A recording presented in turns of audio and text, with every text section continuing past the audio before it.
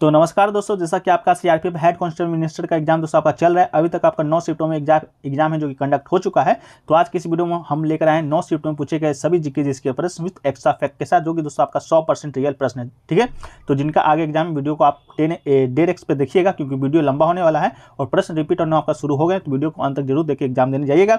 ये दोस्तों आपका एक सब्सक्राइबर का आपका ये कहना था कि सर अभी तक के जितने भी एग्जाम हुए आप वीडियो जो करवा दीजिए। तो मेरे लिए एक सब्सक्राइबर का वैल्यू उतना ही है जितना कि 1 लाख का। ठीक है, तो वीडियो को पूरा सभी लोग अंत तक देखिएगा जो लोग देख सकते हैं। ठीक है, चलिए वीडियो को शुरू करते हैं दोस्तों। कि दिल्ली नगर निगम में कितने वार्डों में अभी आपका चुनाव है जो कि हुआ है।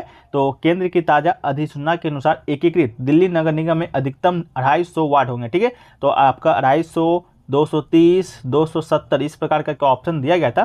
तो राइट आंसर आपका 250 हो जाएगा। ठीक है, इनमें से 42 वार्ड है आपका एससी के लिए आरक्षित होंगे, यानी कि अनुसूचित जाति के लिए। ठीक है, तो 250 वार्ड में आपका जो दिल्ली नगर निगम का जो चुनाव है अभी आपका संपन्न हुआ है। ठीक है, एक क्वेश्चन देखिए पूछा गया था कि आवर्त सारणी में 5वां नंबर पे तत्व पूछा गया था, 5वां नंबर का तत्व आपसे पूछा गया था। तो इसका राइट आंसर दोस्तों आपका बोरोन हो जाएगा। आवर्त सारणी के जब 5वें नंबर पर आप जाइएगा तो आपका बोरोन है जो कि आपका राइट आंसर हो जाएगा। ठीक है, बात करें बोरोन का, तो बोरोन का जो आपका ये सिंबल होता है वो दोस्तों आपका बी होता है। ठीक है, तो ये आपसे पूछा गया था कि आवर्त सारणी में जो 5वां तत्व है वो आपका कौन सा है। ठीक है, तो आपका राइट आंसर हो जाएगा बोरोन। इसके बाद पहला पे दोस्तों आपका हीलियम है, इसके बाद हाइड्रोजन है, हीलियम है, लिथियम है, बेरिलियम है, इसके बाद बोरोन आता है, इसके बाद कार्बन, नाइट्रोजन, ऑक्सीजन, फ्यून, नियोन। ये आपका आवर्त सारणी के 1 से लेकर 10 तक का जो तत्व है हमने आपको बता दिया है। एक क्वेश्चन देखिए पूछा गया था कि अब बजट 22-23 में शिक्षा पर कितना रुपया है जो कि खर्च किया गया था। शिक्षा पर पूछा गया था आपसे।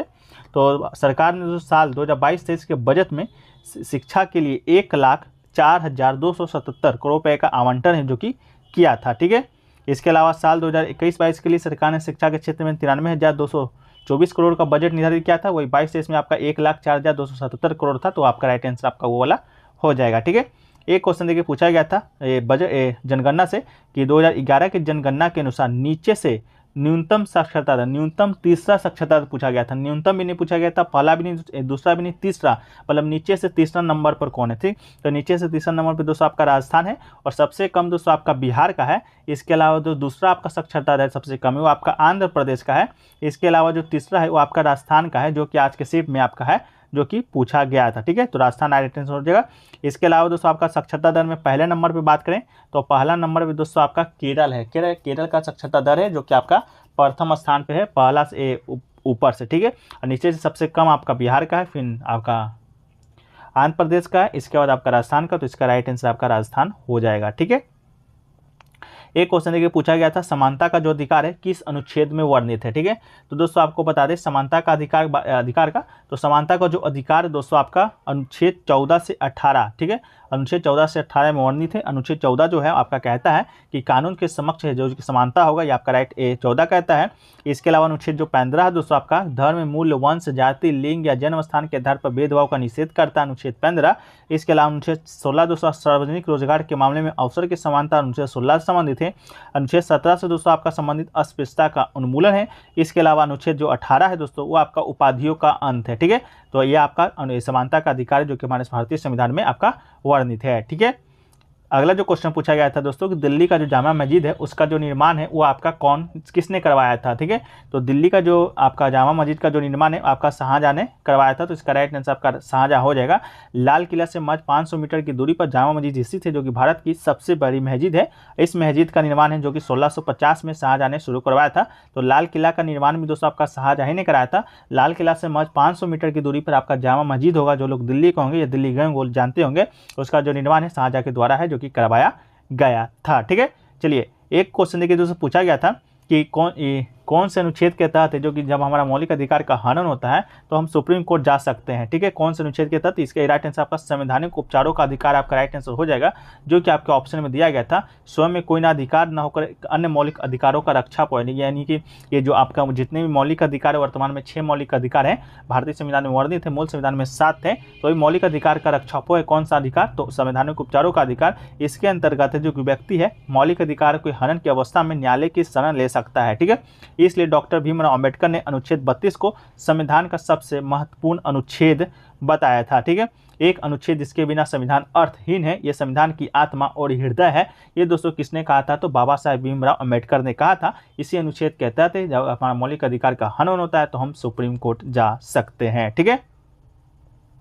एक क्वेश्चन देखिए पूछा गया था, स्टेट बैंक ऑफ इंडिया कौन से एक्ट से बना था? तो आज़ाद भारत में साल 1955 में reserve bank of India RBI ने इंपीरियल बैंक ऑफ इंडिया को पार्लियामेंट्री एक्ट के तहत अधिकृत कर लिया है। ठीक है, ऐसा करने के लिए state bank of India act 1955 लाया गया था। 30 अप्रैल 1955 को बड़ा बदलाव किया गया था और इंपीरियल बैंक का नाम बदलकर स्टेट बैंक ऑफ इंडिया कर दिया गया था। ठीक है, तो आपके ऑप्शन में क्या था? 1955 था या इंपीरियल बैंक 1955 था, इस प्रकार का ऑप्शन दिया गया था, जो कि आपका बिल्कुल राइट आंसर हो जाएगा। ठीक है, एक क्वेश्चन देखिए पूछा गया था, दिल्ली में है जो कि पहले शराब पीने की उम्र क्या थी, जो कि अब इसे संशोधित कर दिया गया है। ठीक है, तो दिल्ली सरकार ने दोस्तों शराब पीने की जो उम्र है 25 साल से कम कर 21 साल कर दिया है। इसका मतलब कि पहले आपका 25 वर्ष था, अब वो कम करके दोस्तों आपका 21 वर्ष कर दिया गया। ठीक है, तो पहले आपका 25 अब 21। ठीक है, तो 25 आपका राइट आंसर हो जाएगा, अब पूछेगा तो आपका 21 राइट आंसर हो जाएगा। ठीक है, एक क्वेश्चन देखिए पूछा गया था दोस्तों आपका कि मणिपुर के झावेरी बहनों का संबंध है जो कि किस नृत्य से है। ठीक है, झावेरी बहनों का संबंध आपसे पूछा गया था मणिपुर में जो है, तो मणिपुर के जो झावेरी बहन है उनका जो संबंध दोस्तों आपका मणिपुरी शास्त्रीय नृत्य से ही है। ठीक है, तो मणिपुरी शास्त्रीय नृत्य आपका राइट आंसर हो जाएगा। झावेरी बहनें कहने का अर्थात आपका नैना, स्वर्णा, रंजना का संबंध मणिपुर शास्त्रीय नृत्य से है। यह बहनें मणिपुर नृत्य की प्रख्यात नृत्यांगना है। ठीक है, तो आपका राइट आंसर दोस्तों आपका हो जाएगा मणिपुरी शास्त्रीय नृत्य। ठीक है, बात कर ले तो दोस्तों आपका शास्त्रीय नृत्य का, तो ये दोस्तों आपके वर्तमान में आपके 9 शास्त्रीय नृत्य हैं। अभी 6 को हाल ही में भारतीय संस्कृति मंत्रालय है शास्त्रीय नृत्य का दर्जा दिया है, तो कमेंट मत कीजिएगा कि अभी यह वर्तमान में 8 ही हैं, तो आप वर्तमान में आपका 9 शास्त्रीय नृत्य है। ठीक है, तो झावेरी वही मणिपुर भी शास्त्रीय नृत्य से संबंधित है। इसके जो उड़ीसा का जो शास्त्रीय नृत्य है वो आपका ओडिसी है। इसके अलावा आपका कुचिपुड़ी एक है जो कि आंध्र प्रदेश का है, भरतनाट्यम है जो कि आपका तमिलनाडु का है, सतरिया जो कि फर्स्ट में पूछा गया था असम का है। इसके अलावा कथकली दोस्तों आपका केरल का है और मोहिनीअट्टम भी दोस्तों आपका केरल का ही है। ठीक है, इसके अलावा आपके कथक है जो कि उत्तर भारत का है, या एक आपका छऊ है जो कि अभी हाल ही में हुआ है वो आपका पूर्वी भारत का है। ठीक है, तो ये सभी क्वेश्चन जो कि आपके आज के थर्ड सेट में पूछे गए थे। अगला जो क्वेश्चन पूछा गया दोस्तों कि सती प्रथा का अंत किस गवर्नर जनरल के कार्यकाल में हुआ था? तो दोस्तों सती प्रथा का अंत आपको बता दें गवर्नर जनरल आपका कौन थे? तो लॉर्ड विलियम बेंटिक के। ठीक है, तो लॉर्ड विलियम बेंटिक के द्वारा 1829 में सती प्रथा का अंत किया गया था। सती प्रथा हिंदू संविधान में होने वाली एक ऐसी प्रथा है जहां एक विधवा महिला अपने पति की मृत्यु के स्वैच्छिक रूप से या बलपूर्वक खुद का बलिदान कर देती है। ये दोस्तों आपका 1829 तक ये प्रथा आपका था, लेकिन गवर्नर जनरल आपका लॉर्ड विलियम बेंटिक के कार्यकाल में इस प्रथा को आपका समाप्त कर दिया गया था। ठीक है, महिलाओं पर हो रहे इस अत्याचार के खिलाफ ब्रह्म समाज के संस्थापक थे राजा राम मोहन राय ने आवाज उठाई थी, और उन्हीं के प्रयासों से जो गवर्नर जनरल थे आपके लॉर्ड विलियम बेंटिक ने 4 दिसंबर 1829 को ब्रिटिश सरकार के द्वारा भारत में सती प्रथा पर जो कि रोक लगा दिया था। ठीक है, तो आपका राइट आंसर दोस्तों आपका क्या हो जाएगा? लॉर्ड विलियम बेंटिक आपका राइट आंसर हो जाएगा। अगला जो क्वेश्चन है दोस्तों आपका कि भूटान की जो सीमा है भारतीय राज्यों से कितनी किलोमीटर लगती है? ठीक है, ये आपका किलोमीटर में पूछा गया था। तो दोस्तों आपको बता दें भूटान भारत के साथ कुल 699 किलोमीटर की सीमा को साझा करता है, तो आपका राइट आंसर 699 हो जाएगा। ठीक है, इसके साथ ही साथ कितने राज्यों के साथ सीमा साझा करता है? तो भारत ये सिक्किम के साथ भूटान के साथ आपका 4 राज्यों की सीमा साझा करता है। पहला तो आपका सिक्किम हो जाएगा, दूसरा आपका पश्चिम बंगाल, तीसरा असम और चौथा दोस्तों आपका अरुणाचल प्रदेश आपका हो जाएगा, और किलोमीटर दोस्तों आपका 699 हो जाएगा। ठीक है, तो आपका राइट आंसर 699 हो जाएगा। उसके साथ ही साथ दोस्तों फैक्ट के तौर पर देखें तो नेपाल के साथ भारत है जो कि दोस्तों आपका 1690 किलोमीटर की सीमा साझा करता है। सिक्किम, पश्चिम बंगाल, बिहार, उत्तर प्रदेश और उत्तराखंड। ठीक है, तो नेपाल इन सभी राज्यों की सीमा साझा करता है। कुल किलोमीटर पूछा तो आपका 1690 हो जाएगा। इसके अलावा चीन की बात करेंगे दोस्तों तो चीन के साथ आपका जम्मू कश्मीर, हिमाचल प्रदेश, उत्तराखंड, लद्दाख, सिक्किम और अरुणाचल प्रदेश। ठीक है, हिमाचल प्रदेश और अरुणाचल प्रदेश चीन के साथ सीमा साझा करता है। इस भारत और ये चीन के जो सीमा का निर्धारण करता है वो रेखा का नाम दोस्तों आपका मैकमोहन लाइन है। इसके अलावा पूछेगा कितना किलोमीटर, तो दोस्तों आपका 4056 किलोमीटर है जो कि चीन के साथ सीमा साझा आपका करता है। ठीक है, भारत। अगला जो आपका अफगानिस्तान है, तो अफगानिस्तान के साथ भारत का मात्र एक ही राज्य सीमा साझा करता है आपका है जो जम्मू कश्मीर, जो कि दोस्तों मात्र 106 किलोमीटर। तो भारत के साथ सबसे न्यूनतम जो सीमा साझा करने वाला जो आपका राज्य है वो आपका अफगानिस्तान ही है। ठीक है, इसके बाद दोस्तों आपका बांग्लादेश, तो बांग्लादेश के साथ दोस्तों आपका पश्चिम बंगाल, मिजोरम, मेघालय, त्रिपुरा और असम। ठीक है, ये दोस्तों आपका बांग्लादेश के साथ सीमा साझा करने वाले राज्य हैं। और बात करें किलोमीटर की तो 4096.1 किलोमीटर सीमा जो आपका बांग्लादेश भारत के साथ साझा करता है। इसके साथ ही साथ बांग्लादेश है जो कि भारत के साथ सबसे ज़्यादा सीमा साझा करने वाला देश है। सबसे कम आपका अफगानिस्तान, सबसे ज़्यादा आपका बांग्लादेश। ठीक है, अगला है दोस्तों आपका म्यांमार। तो म्यांमार की बात करेंगे तो अरुणाचल प्रदेश, मणिपुर, मिजोरम और नागालैंड ये राज्य है जो कि सीमा साझा करती है म्यांमार के साथ। अब पाकिस्तान के साथ बात करेंगे दोस्तों, तो पाकिस्तान के साथ आपका जम्मू कश्मीर, पंजाब, गुजरात और राजस्थान सीमा साझा करते हैं, जो कि रेड क्लिफ रेखा को सीमा का निर्धारण करता है। और 3323 किलोमीटर की सीमा भारत है जो कि पाकिस्तान के साथ साझा करता है। ठीक है, चलिए अगला जो क्वेश्चन है दोस्तों कि कर्क रेखा कितने राज्यों से गुजरती है। तो कर्क रेखा जिसे इंग्लिश में दोस्तों आपका कैंसर लाइन भी कहते हैं, भारत के 8 राज्यों से होकर गुजरता है। पहला तो आपका गुजरात, राजस्थान, मध्य प्रदेश, छत्तीसगढ़, झारखंड, पश्चिम बंगाल, त्रिपुरा और मिजोरम। ठीक है, तो आपका भारत इन 8 राज्यों के साथ कर्क रेखा जो कि गुजरता है। अगला है दोस्तों अरावली पर्वतमाला की ऊंचाई कितनी है। तो अरावली की बात करेंगे दोस्तों, तो भारत के पश्चिम भाग में राजस्थान में स्थित एक पर्वतमाला है जिसे राजस्थान में अरावल पर्वत के नाम से जाना जाता है। भारत की भौगोलिक संरचना में अरावली प्राचीनतम पर्वत श्रेणी में है जो कि गोंडवाना लैंड का अस्तित्व है। यह संसार की सबसे प्राचीन पर्वत श्रृंखला है जो राजस्थान को उत्तर से दक्षिण 2 भागों में आपका बांटता है। इसकी उत्पत्ति की बात करें तो प्री बैंकमेन युग आज से कम से कम 45,000 लाख वर्ष पहले हुआ था। और अरावली का जो सर्वोच्च पर्वत शिखर सिरोही जिले में स्थित है गुरु शिखर, जो कि दोस्तों आपका 1722 या 1727, आपका ऑप्शन शायद 1722 दिया गया था, जो कि बिल्कुल राइट आंसर आपका हो जाएगा, जो कि माउंट एबू में है। राजस्थान की सबसे ऊंची चोटी है। अरावली पर्वतमाला के आसपास सदियों से भील जनजाति का निवास रहता है। जो इसके बाद दोरा पर्वत की बात करेंगे तो दोरा पर्वत 868 मीटर की ऊंचाई पर है। ठीक है, तो 1722 मीटर इसका राइट आंसर आपका हो जाएगा। अगला है दोस्तों कि मौलिक अधिकार है जो कि किस देश के संविधान से लिया गया है। तो मौलिक अधिकार की बात करेंगे दोस्तों, तो भारत के संविधान में मौलिक अधिकार को पारित करने का जो विचार है संयुक्त राज्य अमेरिका के संविधान से लिया गया था। तो आपका राइट आंसर दोस्तों संयुक्त राज्य अमेरिका हो जाएगा। इसके अलावा दोस्तों बात करें कनाडा से क्या क्या लिया गया है। तो कनाडा से दोस्तों आपका मजबूत केंद्र के साथ संघ केंद्र को अवशिष्ट शक्तियां प्रदान करने की उच्चतम न्यायालय के सलाहकार क्षेत्राधिकार को कनाडा से लिया गया है। ऑस्ट्रेलिया से बात करेंगे दोस्तों, तो समवर्ती सूची को व्यापार को वाणिज्य उद्योग के संबंध में प्रावधान को ऑस्ट्रेलिया से एवं प्रस्तावना की जो भाषा है वो आपका ऑस्ट्रेलिया से लिया गया है। प्रस्तावना लिया गया दोस्तों अमेरिका से, लेकिन भाषा लिया गया ऑस्ट्रेलिया से, इस बात को याद रखिएगा। इंग्लैंड से बात करेंगे दोस्तों, तो इंग्लैंड से कानून बनाने का जो प्रक्रिया है विधि का शासन है, एकल नागरिकता है, द्विसदनीय संसद प्रणाली है और सीएजी का कार्यकाल है, जो कि आपका इंग्लैंड से लिया गया है। इसके अलावा दोस्तों एक बहुत ही आपका मौलिक जो कर्तव्य है वो कहाँ से लिया गया है। तो मौलिक कर्तव्य दोस्तों आपका लिया गया है तत्कालीन यूएसएसआर से, यानी आपको ऑप्शन में रूस भी देखने को मिलेगा। तो रूस या यूएसएसआर जो कि तत्काल में यूएसएसआर था अब जाके रूस हो गया है। तो दोस्तों मौलिक जो कर्तव्य है आपका उसी देश के संविधान से लिया गया है। तो मौलिक अधिकार आज के शिफ्ट में पूछा गया था, जो कि आपका संयुक्त राज्य अमेरिका राइट आंसर हो जाएगा। एक क्वेश्चन देखिए पूछा गया था लोक नृत्य है जाट जटिन किस राज्य से संबंधित है। तो सही उत्तर इसका दोस्तों बिहार हो जाएगा। जाट जटिन उत्तर बिहार का सबसे लोकप्रिय नृत्य है, खासकर मिथिला और कोसी क्षेत्र में। ठीक है, तो आपका राइट आंसर हो जाएगा। अगला जो क्वेश्चन पूछा दोस्तों कि भारत ने न्यूजीलैंड को मतलब कितने रनों से आपका T20 में करारी शिकस्त मतलब हार मिला था, उसका रन पूछा गया था। तो दोस्तों आपको बता दें कि भारत ने न्यूजीलैंड को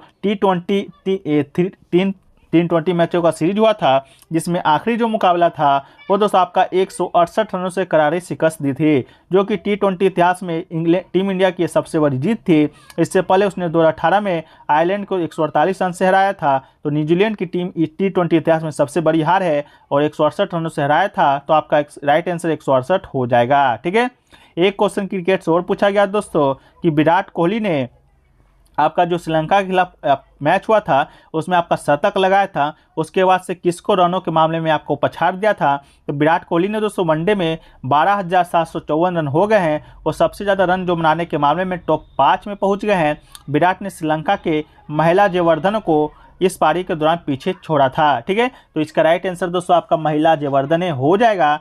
इसके बाद कितना रन से, तो 12,650 रन आपका महिला जयवर्धन का था।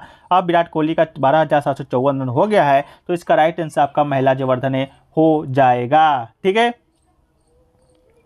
अगला जो क्वेश्चन देखिए पूछा है दोस्तों साइंस में कि चुंबकीय क्षेत्र से संबंधित कौन सा नियम था। ठीक है, तो ये क्वेश्चन आपसे पूछा गया था कि चुंबकीय क्षेत्र से संबंधित कौन सा आपका नियम था।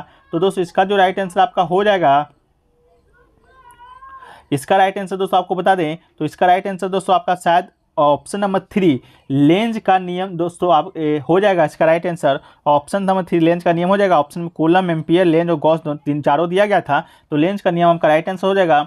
इसके अलावा दोस्तों गॉस का जो नियम है वो आपका विद्युत क्षेत्र से संबंधित है, और लेंज का नियम है आपका चुंबकीय क्षेत्र से संबंधित आपका हो जाएगा। ठीक है, एक क्वेश्चन देखिए पूछा गया दोस्तों अपराध के मामले में दूसरा सबसे बड़ा राज्य, सबसे ज़्यादा जो अपराध है सबसे ज़्यादा कहाँ होता है, सेकेंड स्थान पे कोई स्टेट आपका नाम पूछा गया था।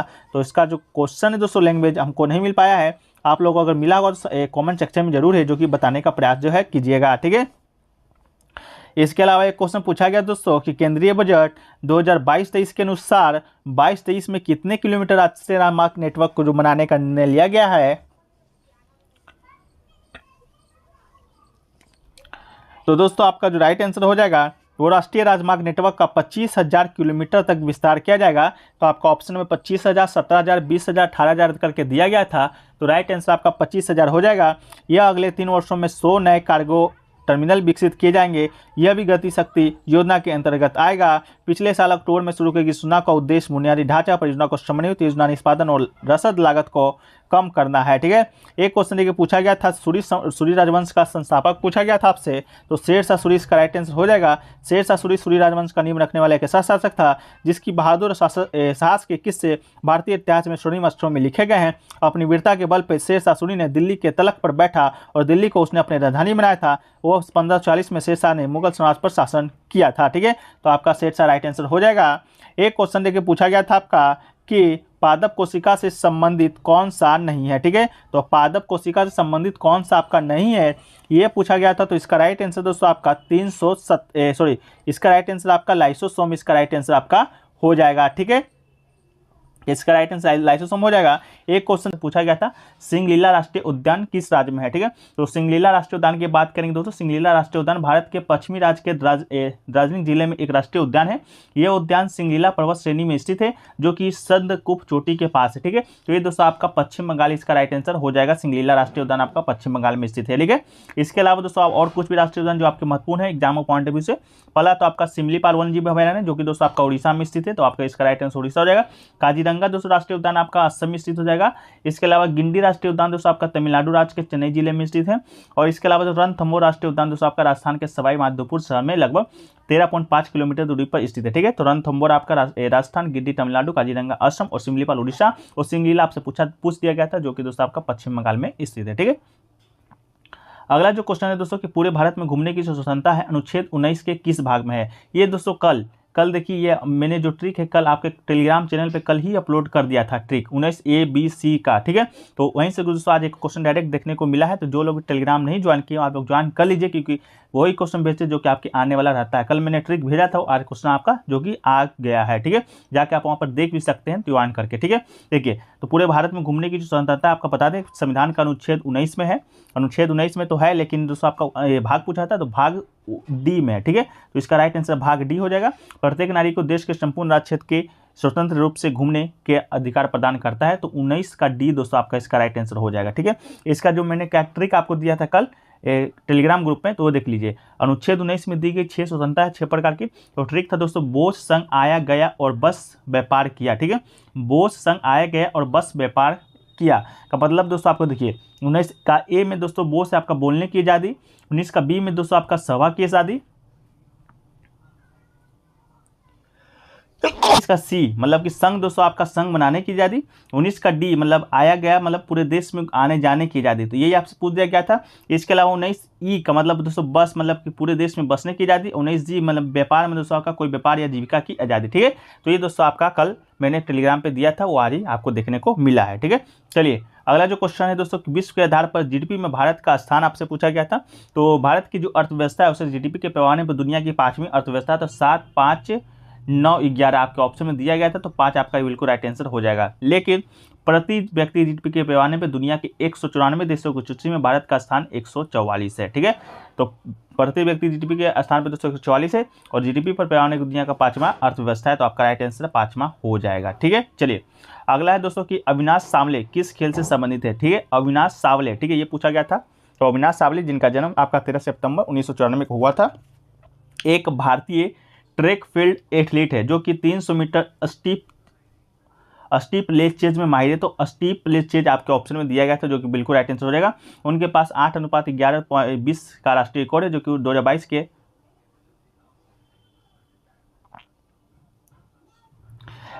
के राष्ट्रमंडल खेल में स्थापित किया गया था। उन्होंने रजत पदक जीता था दोस्तों, जो 9वीं बार था, जो कि राष्ट्रीय रिकॉर्ड बनाया था। ठीक है, तो आपका पूछा गया था, तो स्टीप चेज इसका राइट आंसर आपका हो जाएगा। ठीक है, चलिए अगला जो क्वेश्चन पूछा गया था, राम मंदिर के 5 जज का नाम दोस्तों आपसे नाम पूछा गया था। राम मंदिर जो आपका फैसला सुनाया था, उनके 5 जज का आपका नाम पूछा गया था। तो आपको बता दें सुप्रीम कोर्ट ने 5 जजों की संवैधानिक पीठ ने अयोध्या विवाद पर फैसला सुनाया था, जिसमें दोस्तों आपका चीफ जस्टिस से रंजन गोगोई की अध्यक्षता वाली बेंच में जस्टिस एस ए बोबड़े थे, जस्टिस डीवाई चंद्रचूड़ थे, जस्टिस अशोक भूषण थे, जस्टिस एस अब्दुल नजीर शामिल रहे थे। सरकार ने इस हमले से पहले सीजीआई को गोगोई को जेल पलट की सुरक्षा दे दी थी। तो आपका 5 जज का नाम पूछा गया था, तो आपको 5 जज का नाम दोस्तों ऊपर मैंने आपको बता दिया है। एक क्वेश्चन देखिए पूछा गया था, बिरजू महाराज को किस सन में पद्म विभूषण दिया गया था। ठीक है, ये पूछा गया था आपसे महाराज के, तो पंडित बिरजू महाराज को 1983 में पद्म विभूषण से सम्मानित किया गया था। उन्होंने संगीत नाटक अकादमी पुरस्कार, कालिदास सम्मान भी मिले थे। बनारस हिंदू विश्वविद्यालय, खैरागढ़ विश्वविद्यालय के ने बिरजू महाराज को डॉक्टरेट की उपाधि भी दी थी। और मलिन अवस्था ने लिखा है, आज भारतीय संगीता की लय थम गई। मतलब जब बिरजू महाराज का निधन हुआ था, तब दोस्तों आपके मलिन अवस्थी जी ने लिखा था कि आज भारतीय संगीत की लय है जो कि थम गई है। ठीक है, तो 1983 में राइट आंसर हो जाएगा दोस्तों पद्म विभूषण ने जो कि दिया गया था। ठीक है, अगला जो क्वेश्चन पूछा गया था, 2022 का साहित्य अकादमी पुरस्कार किसे दिया गया। तो इस वर्ष का जो हिंदी के जो प्रसिद्ध कवि थे दोस्तों, बद्रीनारायण को साहित्य अकादमी अवार्ड से नवाजा गया है। हिंदी में बद्रीनारायण को, अंग्रेजी के लिए दोस्तों अनुराधा रॉय को, और उर्दू के लिए अनीस अशफाक को इस साल का साहित्य अकादमी पुरस्कार मिला है। ठीक है, तो हिंदी पूछा गया था, तो बद्रीनारायण हो जाएगा। इसके अलावा दोस्तों आपको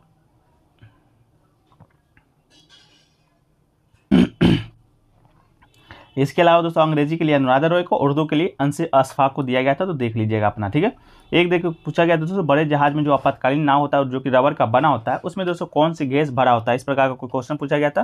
तो इसका जो आंसर है दोस्तों मिल नहीं पाया, तो आप लोग अगर मालूम होगा तो कमेंट सेक्शन में जरूर है जो कि बताइएगा। ठीक है, क्या पूछा गया था। एक क्वेश्चन देखिए पूछा गया था, मोइनुद्दीन चिश्ती की आत्मकथा जो कि किसके द्वारा लिखा गया है। ठीक है, मोइनुद्दीन चिश्ती का आत्मकथा, तो दोस्तों आपको बता दें इसका राइट आंसर दोस्तों जहांआरा बेगम साहिब हो जाएगा, जो कि दोस्तों शाहजहां मुमताज महल की सबसे बड़ी बेटी थी जहांआरा। उन्हें चिश्ती आदेश के संस्थापक मोइनुद्दीन चिश्ती की जीवनी लिखी थी, जिसका जो शीर्षक था मुनिस अल अरबा था। साथ ही मुल्ला शाह की जीवनी जिसका शीर्षक रिसाला और साहिबा था, जिसमें उन्होंने द्वारा दीक्षा का वर्णन भी किया था। ठीक है, तो आपका राइट आंसर जहारा बेगम साहिबा आपका राइट आंसर हो जाएगा। ठीक है, एक क्वेश्चन देखिए, एक क्वेश्चन आपका साइंस का था कि मॉन्सिफेरा ग्रुप से रिलेटेड कोई क्वेश्चन था। तो आप लोग कमेंट अगर एग्जाम दे करा रहे हैं तो कमेंट सेक्शन में जरूर बताइएगा क्वेश्चन क्या है जो कि पूछा गया था। ठीक है, एक क्वेश्चन देखिए, 1-2 क्वेश्चन आपका बजट से भी रिलेटेड क्वेश्चन पूछा गया था। बजट का हालांकि क्वेश्चन जो कि स्टूडेंट है जो कि बता नहीं पाए, थोड़ा सा लैंग्वेज आपका थोड़ा सा हार्ड शायद पूछा गया था, तो आप लोग कमेंट सेक्शन में जरूर बताइएगा। ठीक है, एक क्वेश्चन देखिए पूछा गया था, इंद्रजीत किस पार्टी से रिलेटेड थे। बीजेपी, कांग्रेस और ऑप्शन दिए गए थे। तो राजा राव इंद्रजीत सिंह दोस्तों रेवाड़ी भारतीय राजनेता और भारतीय सरकार में राज्य मंत्री, स्वतंत्र प्रभाग के पूर्वोत्तर राज्य के वंशज है, 17वीं लोकसभा के सदस्य है, भारत की संसद के निचले सदन, वो हरियाणा में गुरुग्राम का प्रतिनिधित्व करते हैं, वो भारतीय जनता पार्टी यानी कि बीजेपी के सदस्य। तो आपका राइट आंसर दोस्तों बीजेपी हो जाएगा। ठीक है, चलिए अगला जो क्वेश्चन पूछा गया था, जनसंख्या के आधार पर सबसे छोटा राज्य कौन सा है। तो जनसंख्या के आधार पर सबसे छोटा राज्य पूछा गया था दोस्तों, तो आपका इसका राइट आंसर क्या हो जाएगा। तो गोवा इसका राइट आंसर आपका हो जाएगा जनसंख्या के आधार पर सबसे छोटा राज्य। ठीक है, सॉरी आपका इसका राइट आंसर सिक्किम हो जाएगा। सिक्किम भारत का सबसे छोटा राज्य जनसंख्या के आधार पर, तो ये पूछा गया था। इसके अलावा आपको बता दें जनसंख्या की दृष्टि से सबसे बड़ा राज्य तो आपका उत्तर प्रदेश, सबसे छोटा आपका सिक्किम। राजस्थान दोस्तों आपकी बात करें तो क्षेत्रफल की दृष्टि से राजस्थान आपसे सबसे बड़ा राज्य है, और गोवा है जो कि दोस्तों आपका क्षेत्रफल की दृष्टि से सबसे छोटा राज्य है। ठीक है, तो ये सभी फैक्ट्स आपको याद रखना है। एक क्वेश्चन पूछा गया था, सतरिया नृत्य जो कि किस राज्य से संबंधित है।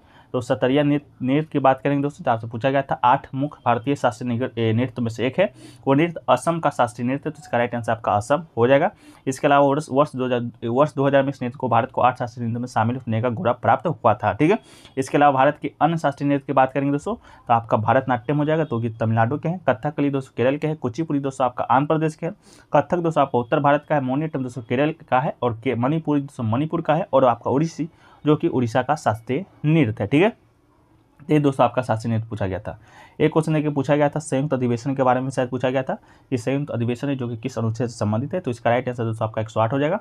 भारत के संसद के दोनों सदनों के संयुक्त अधिवेशन का प्रावधान है। यदि किसी विधेयक को एक सदन के द्वारा पारित किया जाता है और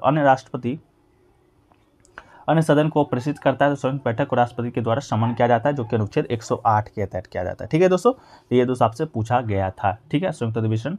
इसके अलावा आपका घूमने का स्वतंत्रता आपसे बताई दी, ये पूछा गया था।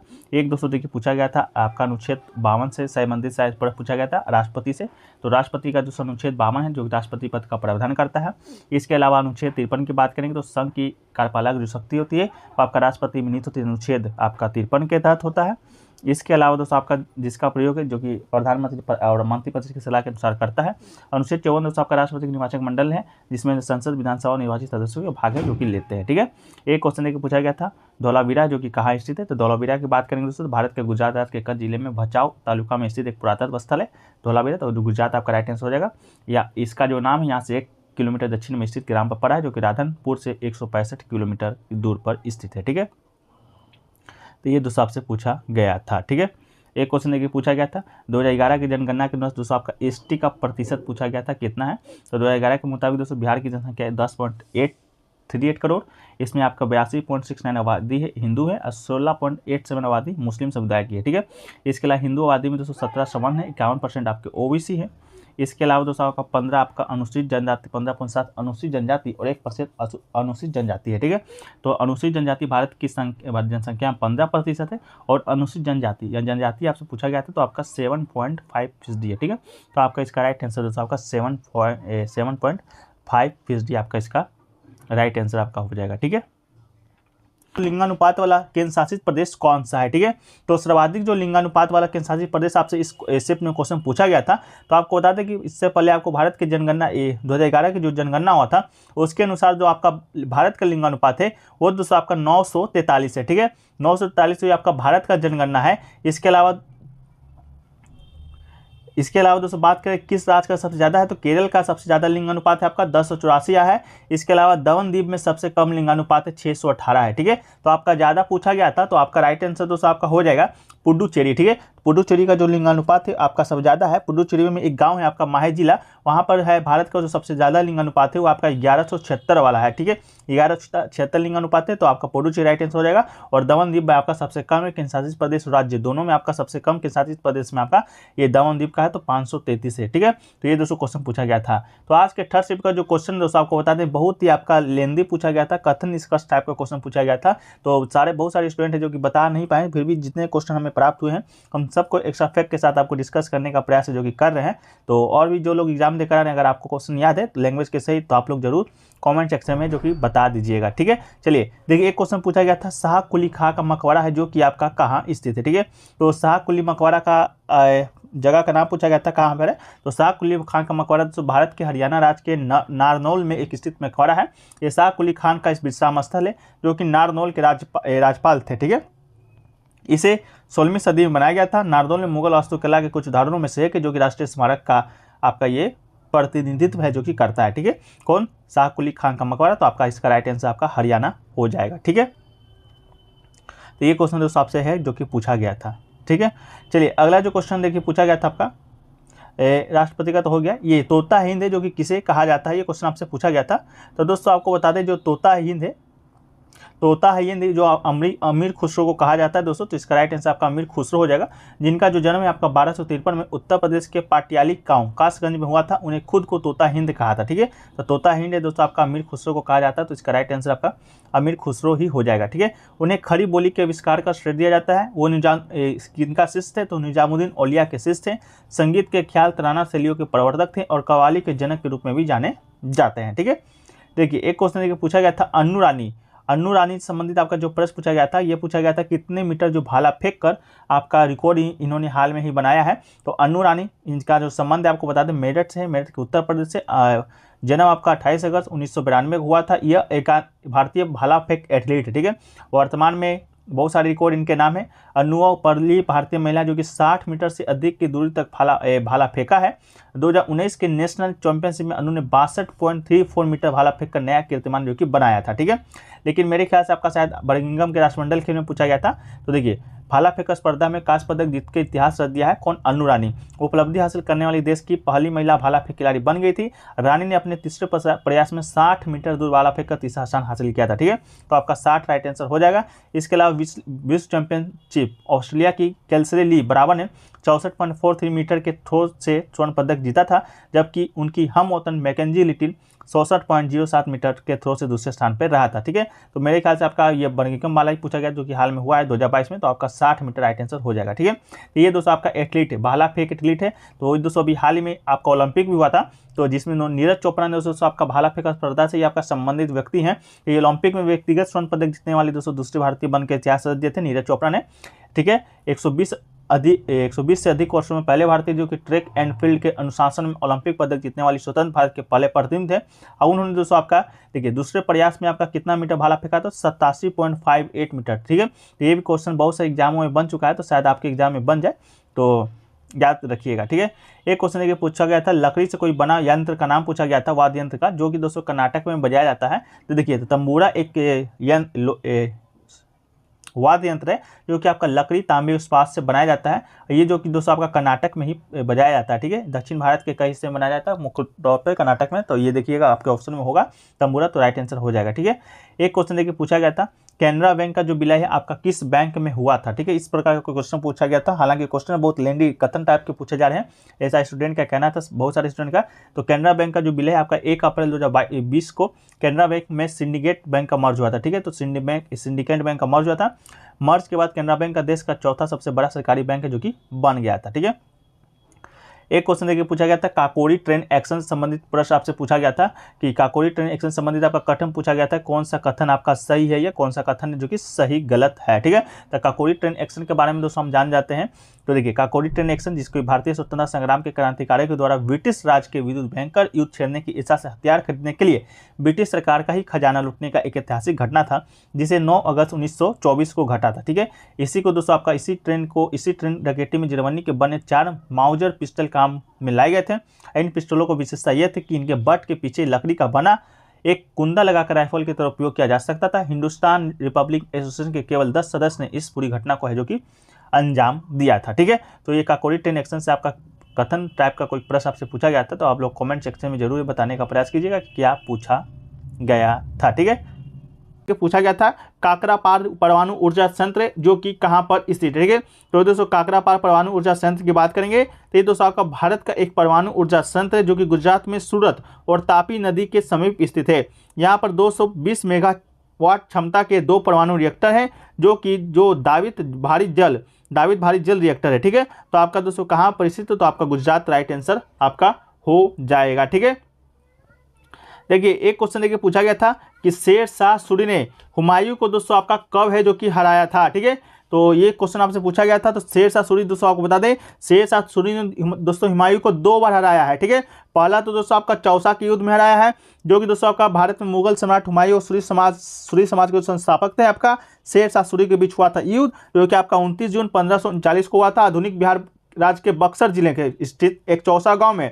इसमें आपका शेर शाह सूरी का विजय हुआ था, जिसमें आपका हुमायूं अपनी जान बचाने के रणभूमि से भाग गया था। इसके बाद एक युद्ध आपका बेलग्राम का युद्ध होता है, जो कि आपका कन्नौज या बेलग्राम दोनों के नाम से जाना जाता है, और आपका 1540 में हुआ था, जिसमें आपका जो हुमायूं को इस युद्ध में हरा दिया था। हुमायूं को दोस्तों आपका जो दिल्ली का आपका मुगल समाज का शासन था, हुमायूं को हटाकर ये आपका खुद बैठ गया था और सूरी समाज का स्थापना किया था, ठीक है। तो आपके ऑप्शन में क्या था? ये 1540 था या दोस्तों आपका 1539 था, आप उसके अनुसार अपना सही कर लीजिएगा, ठीक है। चलिए एक क्वेश्चन देखिए दोस्तों पूछा गया था, स्कंद का विलोम शब्द क्या होता है? तो दोस्तों स्कंद का विलोम शब्द दोस्तों आपका निर्माण हो जाएगा इसका राइट आंसर। तो आपका इसका राइट आंसर निर्माण हो जाएगा। एक क्वेश्चन देखिए पूछा गया था 1905 में बंगाल विभाजन के समय गवर्नर जनरल दोस्तों आपका कौन था? तो दोस्तों आपको बता दें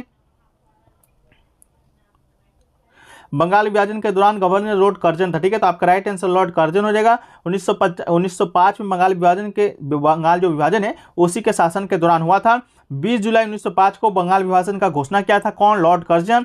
और आपका 16 अक्टूबर 1905 से ये बंगाल विभाजन जो कि प्रभावी हुआ था। इस आंदोलन के विरोध में आपका स्वदेशी आंदोलन भी आपका हुआ था।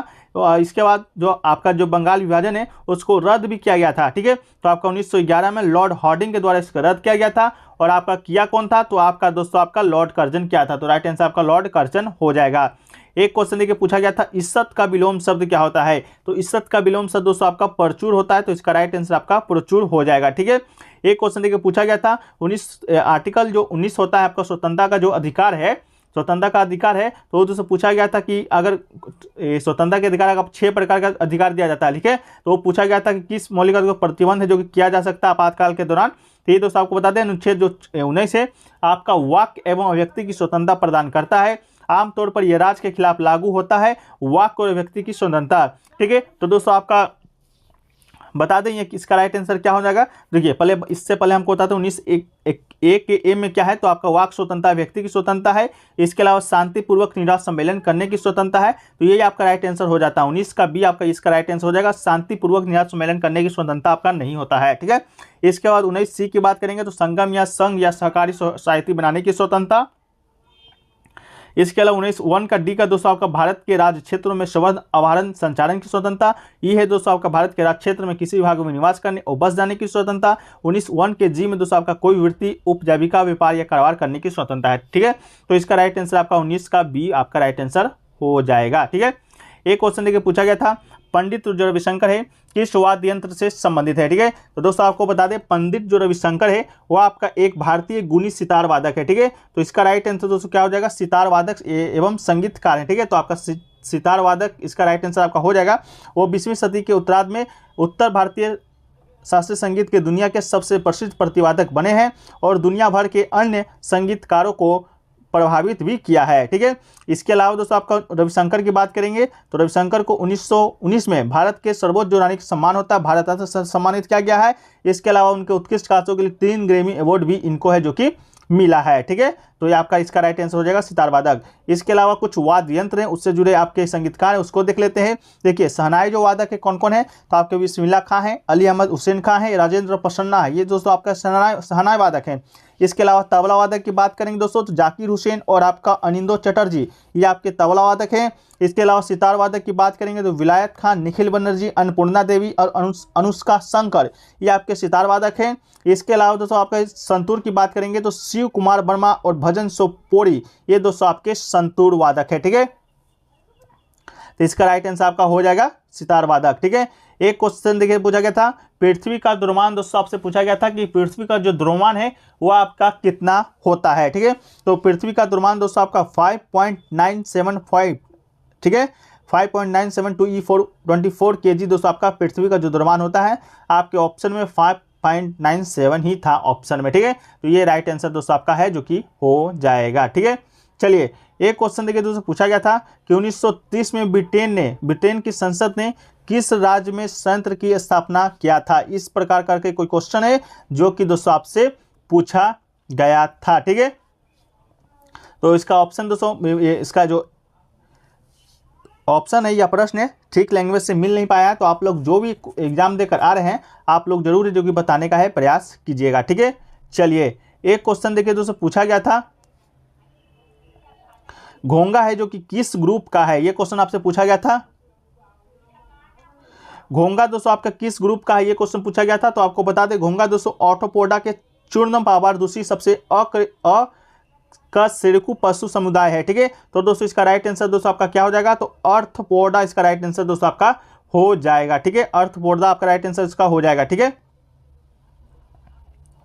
एक क्वेश्चन देखिए दोस्तों पूछा गया था इसके अलावा घोंगा की बात करेंगे तो ये दोस्तों सबसे बड़ी समुद्री प्रजाति हैं जो कि सभी समुद्री प्रजातियों के लगभग 93% हिस्से का निर्माण करती है, ठीक है।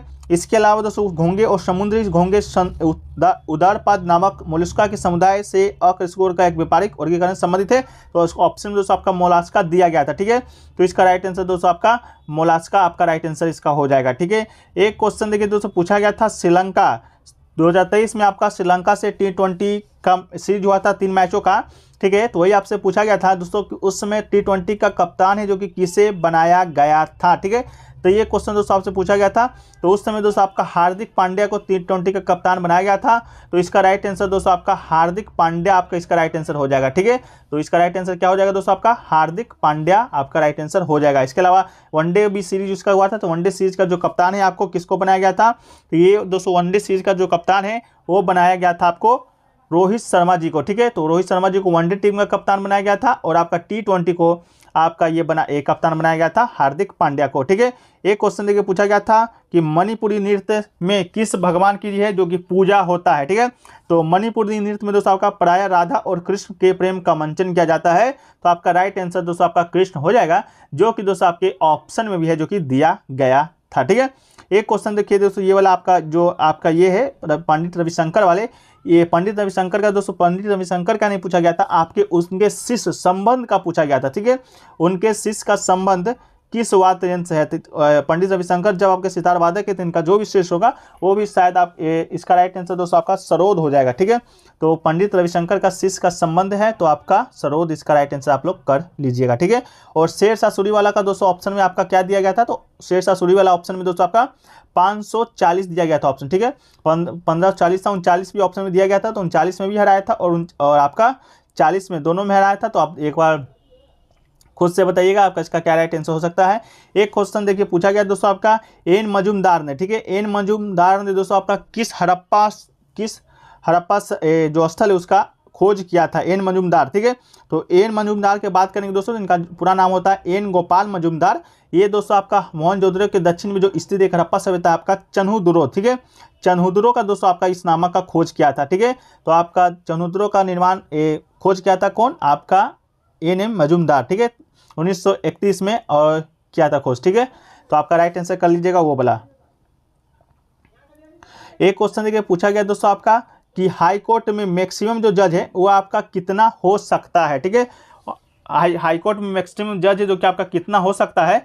ऑप्शन में दोस्तों आपका क्या क्या दिया गया था, तो ऑप्शन में आप 1105, 1107 इस प्रकार करके कोई ऑप्शन आपको दिया गया था। तो आपको बता दें हाई कोर्ट का जो जज होता है दोस्तों आपको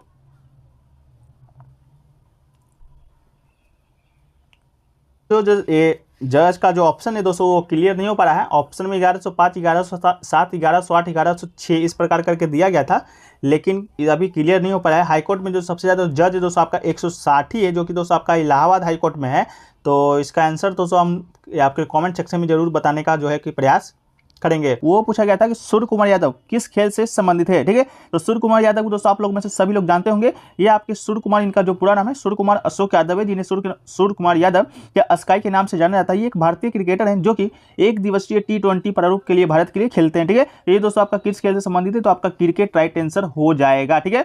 इसके अलावा दोस्तों एक दिवसीय T20 हाल ही में इन्होंने आपका टेस्ट में भी डेब्यू कर लिया है, ठीक है। तो दोस्तों आपका तीनों प्रारूप में इन्होंने डेब्यू कर लिया है सूर्य कुमार यादव, ठीक है। तो ये क्वेश्चन आपसे पूछा गया था। इनका जो जन्म है आपका शायद आपका यूपी में हुआ था, यूपी के गाजियाबाद में, ठीक है। तो आपका सूर्य कुमार यादव किससे संबंधित है, तो आपका क्रिकेटर राइट आंसर हो जाएगा, ठीक है।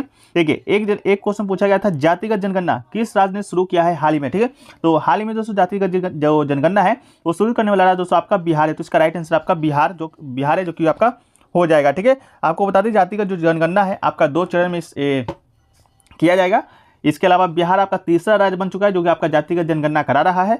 इसके अलावा जातिगत जनगणना की बात करें तो 14 करोड़ की आबादी वाले बिहार में जनता की जाति, उपजाति, धर्म, संप्रदाय के साथ साथ उनकी आर्थिक स्थिति का भी पता लगाया जा सकेगा, ठीक है। तो ये दोस्तों आपका 7 जनवरी से आपका जातिगत जनगणना है जो कि आपका शुरू हो गया है। अभी प्रथम चरण आपका चल रहा है, ठीक है। चलिए देखिए अगला जो क्वेश्चन पूछा गया दोस्तों आपका ये पूछा गया था कि 1299 से 1320 तक किसका शासन था, ठीक है। ये क्वेश्चन आपसे नहीं पूछा गया था, पूछा गया था 1299 से 1305 तक सबसे ज्यादा सैनिक रखने वाला शासक कौन सा है। तो इस प्रकार करके कोई क्वेश्चन पूछा गया था, लैंग्वेज तो सही से नहीं मिल पाया है। तो दोस्तों आपको 1299 से 1320 तक बता दें तो आपका खिलजी वंश का शासन था, ठीक है। खिलजी वंश का शासन था। खिलजी वंश का जो स्थापना है जलालुद्दीन खिलजी के द्वारा किया गया था, ठीक है। इसके बाद दोस्तों आपका अलाउद्दीन खिलजी जो कि आपका शासन के दिल्ली सल्तनत की गद्दी पर बैठा था 1299 ईस्वी में। तो आपका मेरे ख्याल से इसका राइट आंसर दोस्तों आपका अलाउद्दीन खिलजी होना चाहिए, ठीक है। जलालुद्दीन खिलजी अलाउद्दीन खिलजी के चाचा थे, जिनको हत्या करके मारकर अलाउद्दीन खिलजी ने दिल्ली सल्तनत की शासक पर बैठा था। तो आपका राइट आंसर आपका वही हो जाएगा, ठीक है। ये खिलजी वंश का जो स्थापना है गुलाम वंश के अंतिम शासक तैमूर की हत्या करके जलालुद्दीन खिलजी ने किया था। अलाउद्दीन इस वंश का सबसे प्रमुख शासक था, ठीक है। चलिए इसके बाद बात कर लेते तो दोस्तों अलाउद्दीन खिलजी का। तो अलाउद्दीन खिलजी के समय अनेक मंगोल आक्रमण हुए थे जिनका उसने सफलतापूर्वक सामना जो कि किया था, ठीक है। इसके अलावा तुगलक वंश की बात करें तो तुगलक वंश 1320 से 1414 ईस्वी तक आपका शासन किया था दिल्ली सल्तनत पर। तो तुगलक वंश की स्थापना गयासुद्दीन तुगलक के द्वारा है जो कि किया गया था, ठीक है। चलिए एक क्वेश्चन लेकर पूछा गया था कि सानिया मिर्जा हाल ही में किस खेल से संन्यास ली है, ठीक है। तो दोस्तों भारतीय स्टार है टेनिस खिलाड़ी सानिया मिर्जा ने प्रोफेशनल टेनिस से संन्यास की घोषणा कर दिया है, ठीक है। तो आपका कौन सा खिलाड़ी है, टेनिस खिलाड़ी है। वो आखिरी बार दुबई टेनिस चैंपियनशिप में अगले महीने में खेलती हुई नजर है जो कि आपका आएगी। भारतीय स्टार टेनिस खिलाड़ी सानिया मिर्जा ने प्रोफेशनल टेनिस संन्यास की घोषणा कर दी। वो आखिरी बार दुबई टेनिस चैंपियनशिप के अगले महीने में खेलती नजर आएगी। तो इसका राइट आंसर आपका क्या हो जाएगा, टेनिस आपका राइट आंसर हो जाएगा। तो सूर्य कुमार यादव और सानिया मिर्जा दोनों का प्रश्न आज के शिफ्ट में पूछा गया था, ठीक है। इसके अलावा दोस्तों बहुत सारे जो प्रश्न आपका जो अभी हाल ही में SSC GD के एग्जाम हुए उससे ही ज़्यादातर जो प्रश्न आपका देखने को मिल रहे हैं, ठीक है। तो SSC GD का कुल 76 सीट में आपका एग्जाम हुआ था। तो उनमें पूछे गए 1500 प्लस वन लाइनर प्रश्न को 2 वन लाइनर फॉर्मेट में मैंने तैयार किया है, जो कि आपके आने वाले एग्जाम के लिए बहुत इंपॉर्टेंट होने वाला है। तो जो लोग लेना चाहते हैं इसका जो शुल्क है मात्र 30 रुपये रखा गया है। तो जो लोग लेना चाहते हैं व्हाट्सएप नंबर पर संपर्क कीजिएगा PDF SSC GD PDF लिखकर, तो आपको ज़्यादा जानकारी वहाँ पर दे दिया जाएगा, ठीक है। तो व्हाट्सएप नंबर आपका यहाँ है। इसके अलावा इस वीडियो का जो PDF है आपको टेलीग्राम चैनल पर मिल जाएगा, लिंक डिस्क्रिप्शन में दिया रहेगा। इसके बाद व्हाट्सएप पर मैसेज कर भी इस लिंक वीडियो का जो PDF है आप प्राप्त कर सकते हैं, ठीक है। चलिए वीडियो में आगे बढ़ते हैं। देखिए एक क्वेश्चन लेकर पूछा गया था विपत्ति का विलोम शब्द क्या होता है, ठीक है। तो विपत्ति का विलोम शब्द की बात करें दोस्तों, विपत्ति का जो विलोम शब्द आपका हो जाएगा वो दोस्तों आपका संपत्ति हो जाएगा, इसका राइट आंसर, ठीक है। तो विपत्ति का विलोम शब्द दोस्तों आपका होता है संपत्ति, ठीक है। इसके अलावा दोस्तों क्वेश्चन लेकर पूछा गया था सर्वोच्च न्यायालय को अपने शक्ति अपने निर्णय और पुनर्विचार तथा सुधारने की शक्ति देता है वो किस अनुच्छेद के तहत देता है, ये क्वेश्चन आपसे पूछा गया था। तो अनुच्छेद 137 का आपका राइट आंसर होने वाला है। अनुच्छेद 137 आपका कहता है कि सर्वोच्च न्यायालय को अपने निर्णयों पर पुनर्विचार करने तथा सुधारने की शक्ति देता है। सर्वोच्च न्यायालय द्वारा जांच करने उन्हें प्रमाणित करने के उपरांत ही राष्ट्रपति के द्वारा संघ लोक सेवा आयोग के अध्यक्ष तथा अन्य सदस्यों को पदच्युत किया जा सकता है, ठीक है। तो ये दोस्तों आपका अनुच्छेद 137 में आपका वर्णित है, ठीक है। तो आपका राइट आंसर हो जाएगा। एक क्वेश्चन देखिए पूछा गया था पहला राज्य जहां पर फॉर्मूला 1 रेस होगा। तो दोस्तों आप पहला राज्य पूछा गया था या पूछा गया था हाल ही में फॉर्मूला 1 रेस कहां पर आयोजित होगा, दोनों में आप देख लीजिएगा, हम दोनों को डिस्कस कर देते हैं। देश में जो पहली बार इंटरनेशनल फॉर्मूला 1 रेस हुआ था करीब दोस्तों आज से 9 साल पहले हुआ था। कहाँ पर हुआ था, 9 साल पहले नोएडा में हुआ था। तो आपका ऑप्शन में नोएडा था, तो ठीक है आपका राइट आंसर हो जाएगा। नहीं तो अब हैदराबाद में 11 फरवरी 2023 को देश में पहली बार फॉर्मूला E रेस होने जा रही है, ठीक है। तो इसका राइट आंसर दोस्तों आपका हैदराबाद, बहुत सारे स्टूडेंट करे थे हैदराबाद ऑप्शन में, तो आपका राइट आंसर हैदराबाद आपका हो जाएगा, ठीक है। तो फॉर्मूला 1 रेस होगा। फॉर्मूला 1 ई रेस में हिस्सा लेने वाली कारें स्पीड फॉर्मूला 1 के बराबर होगी, लेकिन आवाज़ बहुत कम होगी, ठीक है। फॉर्मूला 1 रेस दोस्तों आपका हुआ था देश में पहली बार। फॉर्मूला ई रेस आपसे शायद पूछा गया था, ठीक है। तो फॉर्मूला ई रेस दोस्तों आपका होगा हैदराबाद में, ठीक है। तो मेरे ख्याल से आपका यही पूछा गया था फॉर्मूला ई रेस, तो आपका राइट आंसर हो जाएगा हैदराबाद, ठीक है। चलिए अगला जो क्वेश्चन देखिए पूछा गया था 117 का एलिमेंट बताना था आपका पीरियड टेबल में। 117 एलिमेंट किसका है, तो इसका राइट आंसर टेनिसिन हो जाएगा। टेनिसिन एक सिंथेटिक रासायनिक तत्व है जिसका जो प्रतीक होता है TS होता है और परमाणु संख्या आपका 117 है, ठीक है। ये आवर्त सारणी दूसरा सबसे भारी ज्ञात तत्व है, वह वर्ग तथा तीसरे आवर्त में आता है, ठीक है। तो आपका राइट आंसर हो जाएगा टेनिसिन, ठीक है। एक क्वेश्चन देखिए पूछा गया था कैफोन का फुल फॉर्म से पूछा गया था। तो कैफोन का जो फुल फॉर्म होगा आपका केरल फाइबर ऑप्टिक नेटवर्क, इसका राइट आंसर हो जाएगा। केरल फाइबर ऑप्टिक नेटवर्क कैफोन अपने लाभार्थी तक पहुंचने से कुछ ही नौकरशाही कदम दूर है। पहली पिनराई विजयन सरकार की जो महत्वाकांक्षी प्रमुख परियोजना है 15 फरवरी 2021 को शुरू किया गया था। जिसका जो उद्देश्य था राज्य में 20 लाख गरीबी रेखा से नीचे परिवारों को इंटरनेट कनेक्शन प्रदान करना और सार्वभौमिक इंटरनेट पहुंच सुनिश्चित करना और डिजिटल की समस्या का समाधान करना था, ठीक है। तो आपका इसका राइट आंसर हो जाएगा केरल फाइबर ऑप्टिक नेटवर्क, ठीक है। देखिए एक क्वेश्चन लेके पूछा गया था पहली बार जो खेलो इंडिया यूथ गेम्स आपका कौन से राज्य में आयोजित किया गया था। तो इसका राइट आंसर आपका नई दिल्ली हो जाएगा। 2018 में खेलो इंडिया स्कूल गेम्स का जो पहले शुरुआत किया गया था। इस पहल को बड़ी सफलता तब मिली थी जब भारतीय ओलंपिक संघ IOA उस साल के अंत में इससे पहले जुड़ गया था, ठीक है। इसके अलावा दोस्तों इस खेलो इंडिया यूथ गेम्स का नाम बदल के 2019 में खेलो इंडिया यूथ गेम्स कर दिया था, ठीक है। तो पहले का जो नाम आपका था खेलो इंडिया यूथ गेम्स का, ये दोस्तों आपका क्या था, खेलो इंडिया स्कूल गेम्स था, ठीक है। तो ये क्वेश्चन आपका SSC में पूछा जा चुका था, ठीक है, कि खेलो इंडिया यूथ गेम्स का पहले का नाम क्या था, तो खेलो इंडिया स्कूल गेम्स था। तो आप अभी पूछा गया था पहली बार कब हुआ था, तो आपका नई दिल्ली में आपका जो कि हुआ था, ठीक है। चलिए एक जो क्वेश्चन देखिए और पूछा गया था दोस्तों आपका, गांधी जी जब आपका 1915 में आपका जो भारत लौटे थे तो उनकी उम्र क्या थी, ठीक है। तो ये आपसे क्वेश्चन पूछा गया था। तो दोस्तों आपको बता दें 1915 में जब गांधी जी 9 जनवरी की सुबह जैसे ही गांधी जी अपोलो बंदरगाह पर उतरे थे तो इन कार्यकर्ताओं ने उनका गर्मजोशी से स्वागत किया था। गांधी जी 1894 में अब दक्षिण अफ्रीका गए थे, वो 24 साल के थे, लेकिन जब भारत लौटे थे तो 45 साल के अनुभवी वकील बन चुके थे, ठीक है। तो आपका 45 साल है जो कि बिल्कुल राइट आंसर आपका हो जाएगा, ठीक है। चलिए देखिए दोस्तों एक क्वेश्चन आपका ये वाला क्वेश्चन में सुधार कर लीजिएगा। ये क्वेश्चन दोस्तों आपका जो अलाउद्दीन खिलजी वाला था, इसका जो टाइम पीरियड दिया हुआ था दोस्तों आपका 1286 से 1287 दिया गया था, ठीक है। इसका जो टाइम पीरियड आपका दिया गया था 1266 से 1287 दिया गया था, ठीक है, कि 1287 का दिल्ली के शासक कौन था। तो इसका राइट आंसर दोस्तों आपका हो जाएगा बलबन हो जाएगा, ठीक है। इसका राइट आंसर गयासुद्दीन बलबन हो जाएगा। वो आपका दिल्ली के मामूली वंश का 9वां सुल्तान था। बलबन एक इलवारी तुर्क था जो कि इल्तुतमिश के 40 तुर्कों से दास से संबंधित था, ठीक है। इसके अलावा मामूली वंश की बात करें जो गुलाम वंश से आपका संबंधित, वो आपका 1206 से 1290 था। इसकी स्थापना कुतुबुद्दीन ऐबक ने किया था। इसका जो अंतिम शासक था शमसुद्दीन क्यूमर्स था, ठीक है। तो आपका ये पूछा गया था 1266 से 1287, ठीक है। तो इसका राइट आंसर दोस्तों आपका कौन है, गयासुद्दीन बलबन आपका राइट आंसर हो जाएगा, ठीक है। तो ये इसको सुधार आप लोग एक बार कर लीजिएगा।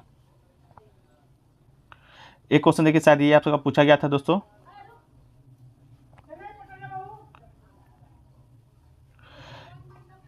कि 1246 में दिल्ली का शासक कौन था। इस प्रकार का कोई क्वेश्चन अगर आपसे शायद पूछा गया था, स्टूडेंट कह रहे थे। तो दोस्तों आपको बता दें 1266 में आपका दिल्ली का जो शासक था नसरुद्दीन मोहम्मद तुर्क शासक था, ठीक है। तो इसका राइट आंसर हो जाएगा नसरुद्दीन मोहम्मद तुर्क, जिसका शासनकाल 1246 से 1265 ईस्वी तक था। इसके अलावा जो दिल्ली सल्तनत का 8वां सुल्तान बना था, ठीक है। तो आपका इसका राइट आंसर दोस्तों आपका क्या हो जाएगा, तो इसका राइट आंसर आपका हो जाएगा नसरुद्दीन मोहम्मद तुर्क, ठीक है। चलिए एक क्वेश्चन देखिए पूछा गया था 2023 में बजट घाटा 2022 से कितना था। तो राजकोषीय घाटा का संशोधित अनुमान है आपका 2022-23 में 6.4%, जो कि बजट अनुमान के अनुरूप है। वित्त मंत्री ने कहा कि राजस्व घाटे के 2022-23 में 4.1% की तुलना में वित्त वर्ष 2023-24 में 2.9% रहने की उम्मीद है, ठीक है।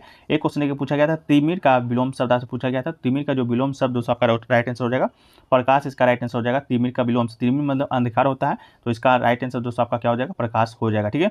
इसके अलावा दोस्तों एक पूछा गया था आपका सबसे लंबी मालगाड़ी को पूछा गया था। तो सबसे लंबी जो मालगाड़ी है दोस्तों सुपर वास्की, ठीक है, इसका राइट आंसर हो जाएगा। इस नाम का ट्रेन की खास बात ये थी कि 6 इंजन और 295 डिब्बों के साथ 3.5 किलोमीटर लंबी ट्रेन थी, जिसका संचालन छत्तीसगढ़ से कोरबा और नागपुर के राजनांदगांव के बीच किया गया था। भारतीय रेलवे के द्वारा चलाई जाने वाली अब तक की सबसे भारी और सबसे लंबी मालगाड़ी है, ठीक है। तो इसका राइट आंसर दोस्तों आपका हो जाएगा सुपर वास्की, ठीक है। तो इसका राइट आंसर आप लोग देख लीजिए, सुपर वास्की हो जाएगा। इसके अलावा दोस्तों आपसे एक रीट से सवाल था RIT अभिलेखीय न्यायालय से। देखिए एक क्वेश्चन देखिए स्टूडेंट कह रहे थे आपका कि आपका ये अभिलेखीय न्यायालय से भी प्रश्न देखने को मिला था। तो देखिएगा अभिलेखीय न्यायालय से अगर आपका प्रश्न होगा तो इसका राइट आंसर 129 हो जाएगा। अभिलेखीय न्यायालय 129 में सर्वोच्च न्यायालय कोर्ट ऑफ रिकॉर्ड, ठीक है, अभिलेखीय न्यायालय बनाया गया। अनुच्छेद 119 कहता है कि सर्वोच्च न्यायालय अभिलेखीय न्यायालय होगा, सर्वोच्च न्यायालय अभिलेखीय न्यायालय होगा और उसके पास ऐसे न्यायालय की सभी शक्तियाँ होगी जिसमें स्वयं की अवमानना के दंड के देने की शक्ति भी शामिल है, ठीक है। तो एक बार आप लोग देख लीजिएगा क्या पूछा गया था, ठीक है। इसके अलावा दोस्तों आपको एक हिमाचल प्रदेश का मुख्यमंत्री भी शायद आपसे पूछा गया था। तो हिमाचल प्रदेश के वर्तमान में जो मुख्यमंत्री हैं वो आपका सुखविंदर सिंह सुक्खू है, ठीक है। तो आपका राइट आंसर दोस्तों आपका हो जाएगा सुखविंदर सिंह सुक्खू, अगर आपसे ये पूछा गया होगा तो, ठीक है। तो दोस्तों आपका वो पूछा गया है कि सतत विकास में दोस्तों आपका सूचकांक में 2022 में भारत का रैंक कौन सा है, ठीक है। तो इसका राइट आंसर दोस्तों आपका 132 आपका राइट आंसर हो जाएगा, ठीक है। मानव विकास रिपोर्ट 21-22 में भारत 191 देशों में 91 देशों में और क्षेत्रों में 132वें स्थान पर रहा है। तो आपका इसका राइट आंसर 132 हो जाएगा। 2020 और 21 में 5 साल की प्रगति के उलट एक राष्ट्र के स्वास्थ्य, शिक्षा और औसत आय के मापक यंत्र मानव विकास में लगातार 2 वर्षों में गिरावट आई है, ठीक है। तो आपका दोस्तों 122 132 इसका राइट आंसर हो जाएगा। ऑप्शन में आपका 132 130 134 136 जो है जो कि दिया गया था, ठीक है। अगला क्वेश्चन है दोस्तों मोहिनीअट्टम है जो कि किस राज्य से संबंधित है, ठीक है। तो मोहिनीअट्टम की बात करेंगे दोस्तों तो मोहिनीअट्टम या मोहिनीअट्टम दक्षिण पश्चिम भारत के केरल राज्य का एक अर्धशास्त्रीय नृत्य है, ठीक है। तो इसका राइट आंसर दोस्तों आपका केरल हो जाएगा, ठीक है। इसके अलावा इसकी उत्पत्ति है जो कि आपका 16वीं शताब्दी में मानी जाती है। मोहिनी के रूप विष्णु के पुनर्जन्म में महिलाओं के द्वारा हिंदू भगवान विष्णु की याद में नृत्य किया जाता है। तो ये भी क्वेश्चन आपसे पूछा जा सकता है कि मोहिनीअट्टम में जो किस भगवान से समर्पित है। तो ये दोस्तों आपका विष्णु भगवान, आप क्लिक करके आइएगा, आपका बिल्कुल 100% राइट आंसर हो जाएगा, ठीक है। तो मोहिनीअट्टम दोस्तों आपको बात करें तो मोहिनीअट्टम दोस्तों आपका एक शास्त्रीय नृत्य है, ठीक है। भारत में दोस्तों आप टोटल वर्तमान में आपका 9 शास्त्रीय नृत्य है, ठीक है। वर्तमान में कितना शास्त्रीय नृत्य? 9 शास्त्रीय नृत्य है, ठीक है। तो 9 में कौन कौन है आपका? एक तो मोहिनीअट्टम हो गया जो कि आपका केरल का है। केरल से दोस्तों आपका 2 शास्त्रीय नृत्य मोहिनीअट्टम और कथकली, ठीक है। तो मोहिनीअट्टम और कथकली का आपका केरल से शास्त्रीय नृत्य संबंधित है। इसके अलावा दोस्तों भरतनाट्यम जो कि भारत का सबसे पुराना शास्त्रीय नृत्य है, ये दोस्तों आपका तमिलनाडु का है, भरत तमिल का है। इसके अलावा दोस्तों आपका एक है आपका कथक है जो कि आपका उत्तर भारत का है। इसके अलावा दोस्तों एक क्वेश्चन आपका सतरिया है जो कि फर्स्ट डे आपका पूछा गया था। सतरिया दोस्तों आपका असम का शास्त्रीय नृत्य है। इसके अलावा दोस्तों एक है आपका कुचिपुड़ी दोस्तों आपको बता दें आंध्र प्रदेश का शास्त्रीय नृत्य। कुचिपुड़ी एक गांव है, ठीक है। कृष्णा जिले के नाम पर कुचिपुड़ी का नृत्य का नाम रखा गया था, तो ये आपका आंध्र प्रदेश का है। इसके अलावा दोस्तों आपको बता दें ओडिसी दोस्तों आपका उड़ीसा का शास्त्रीय नृत्य। एक मणिपुरी है जो कि आपका मणिपुर का शास्त्रीय नृत्य है, ठीक है। इसके अलावा दोस्तों हाल ही में एक छऊ नृत्य को आपका शास्त्रीय नृत्य का दर्जा प्रदान किया गया है संस्कृति मंत्रालय के द्वारा। तो छऊ नृत्य दोस्तों आपका पूर्वी भारत का शास्त्रीय नृत्य है, ठीक है। तो ये सभी शास्त्रीय नृत्य दोस्तों आपके एग्जाम में पूछे जा रहे हैं, तो आपके अगले शिफ्टों में पक्का पूछे जाएंगे, ठीक है। चलिए एक क्वेश्चन देखिए पूछा गया है दोस्तों आपका मौलिक कर्तव्य जो कि किस मौलिक कर्तव्य को हमारे भारतीय संविधान में कब अपनाया गया था, ठीक है। तो इसका राइट आंसर दोस्तों आपका 42वां संविधान संशोधन 1976 इसका राइट आंसर आपका हो जाएगा, ठीक है।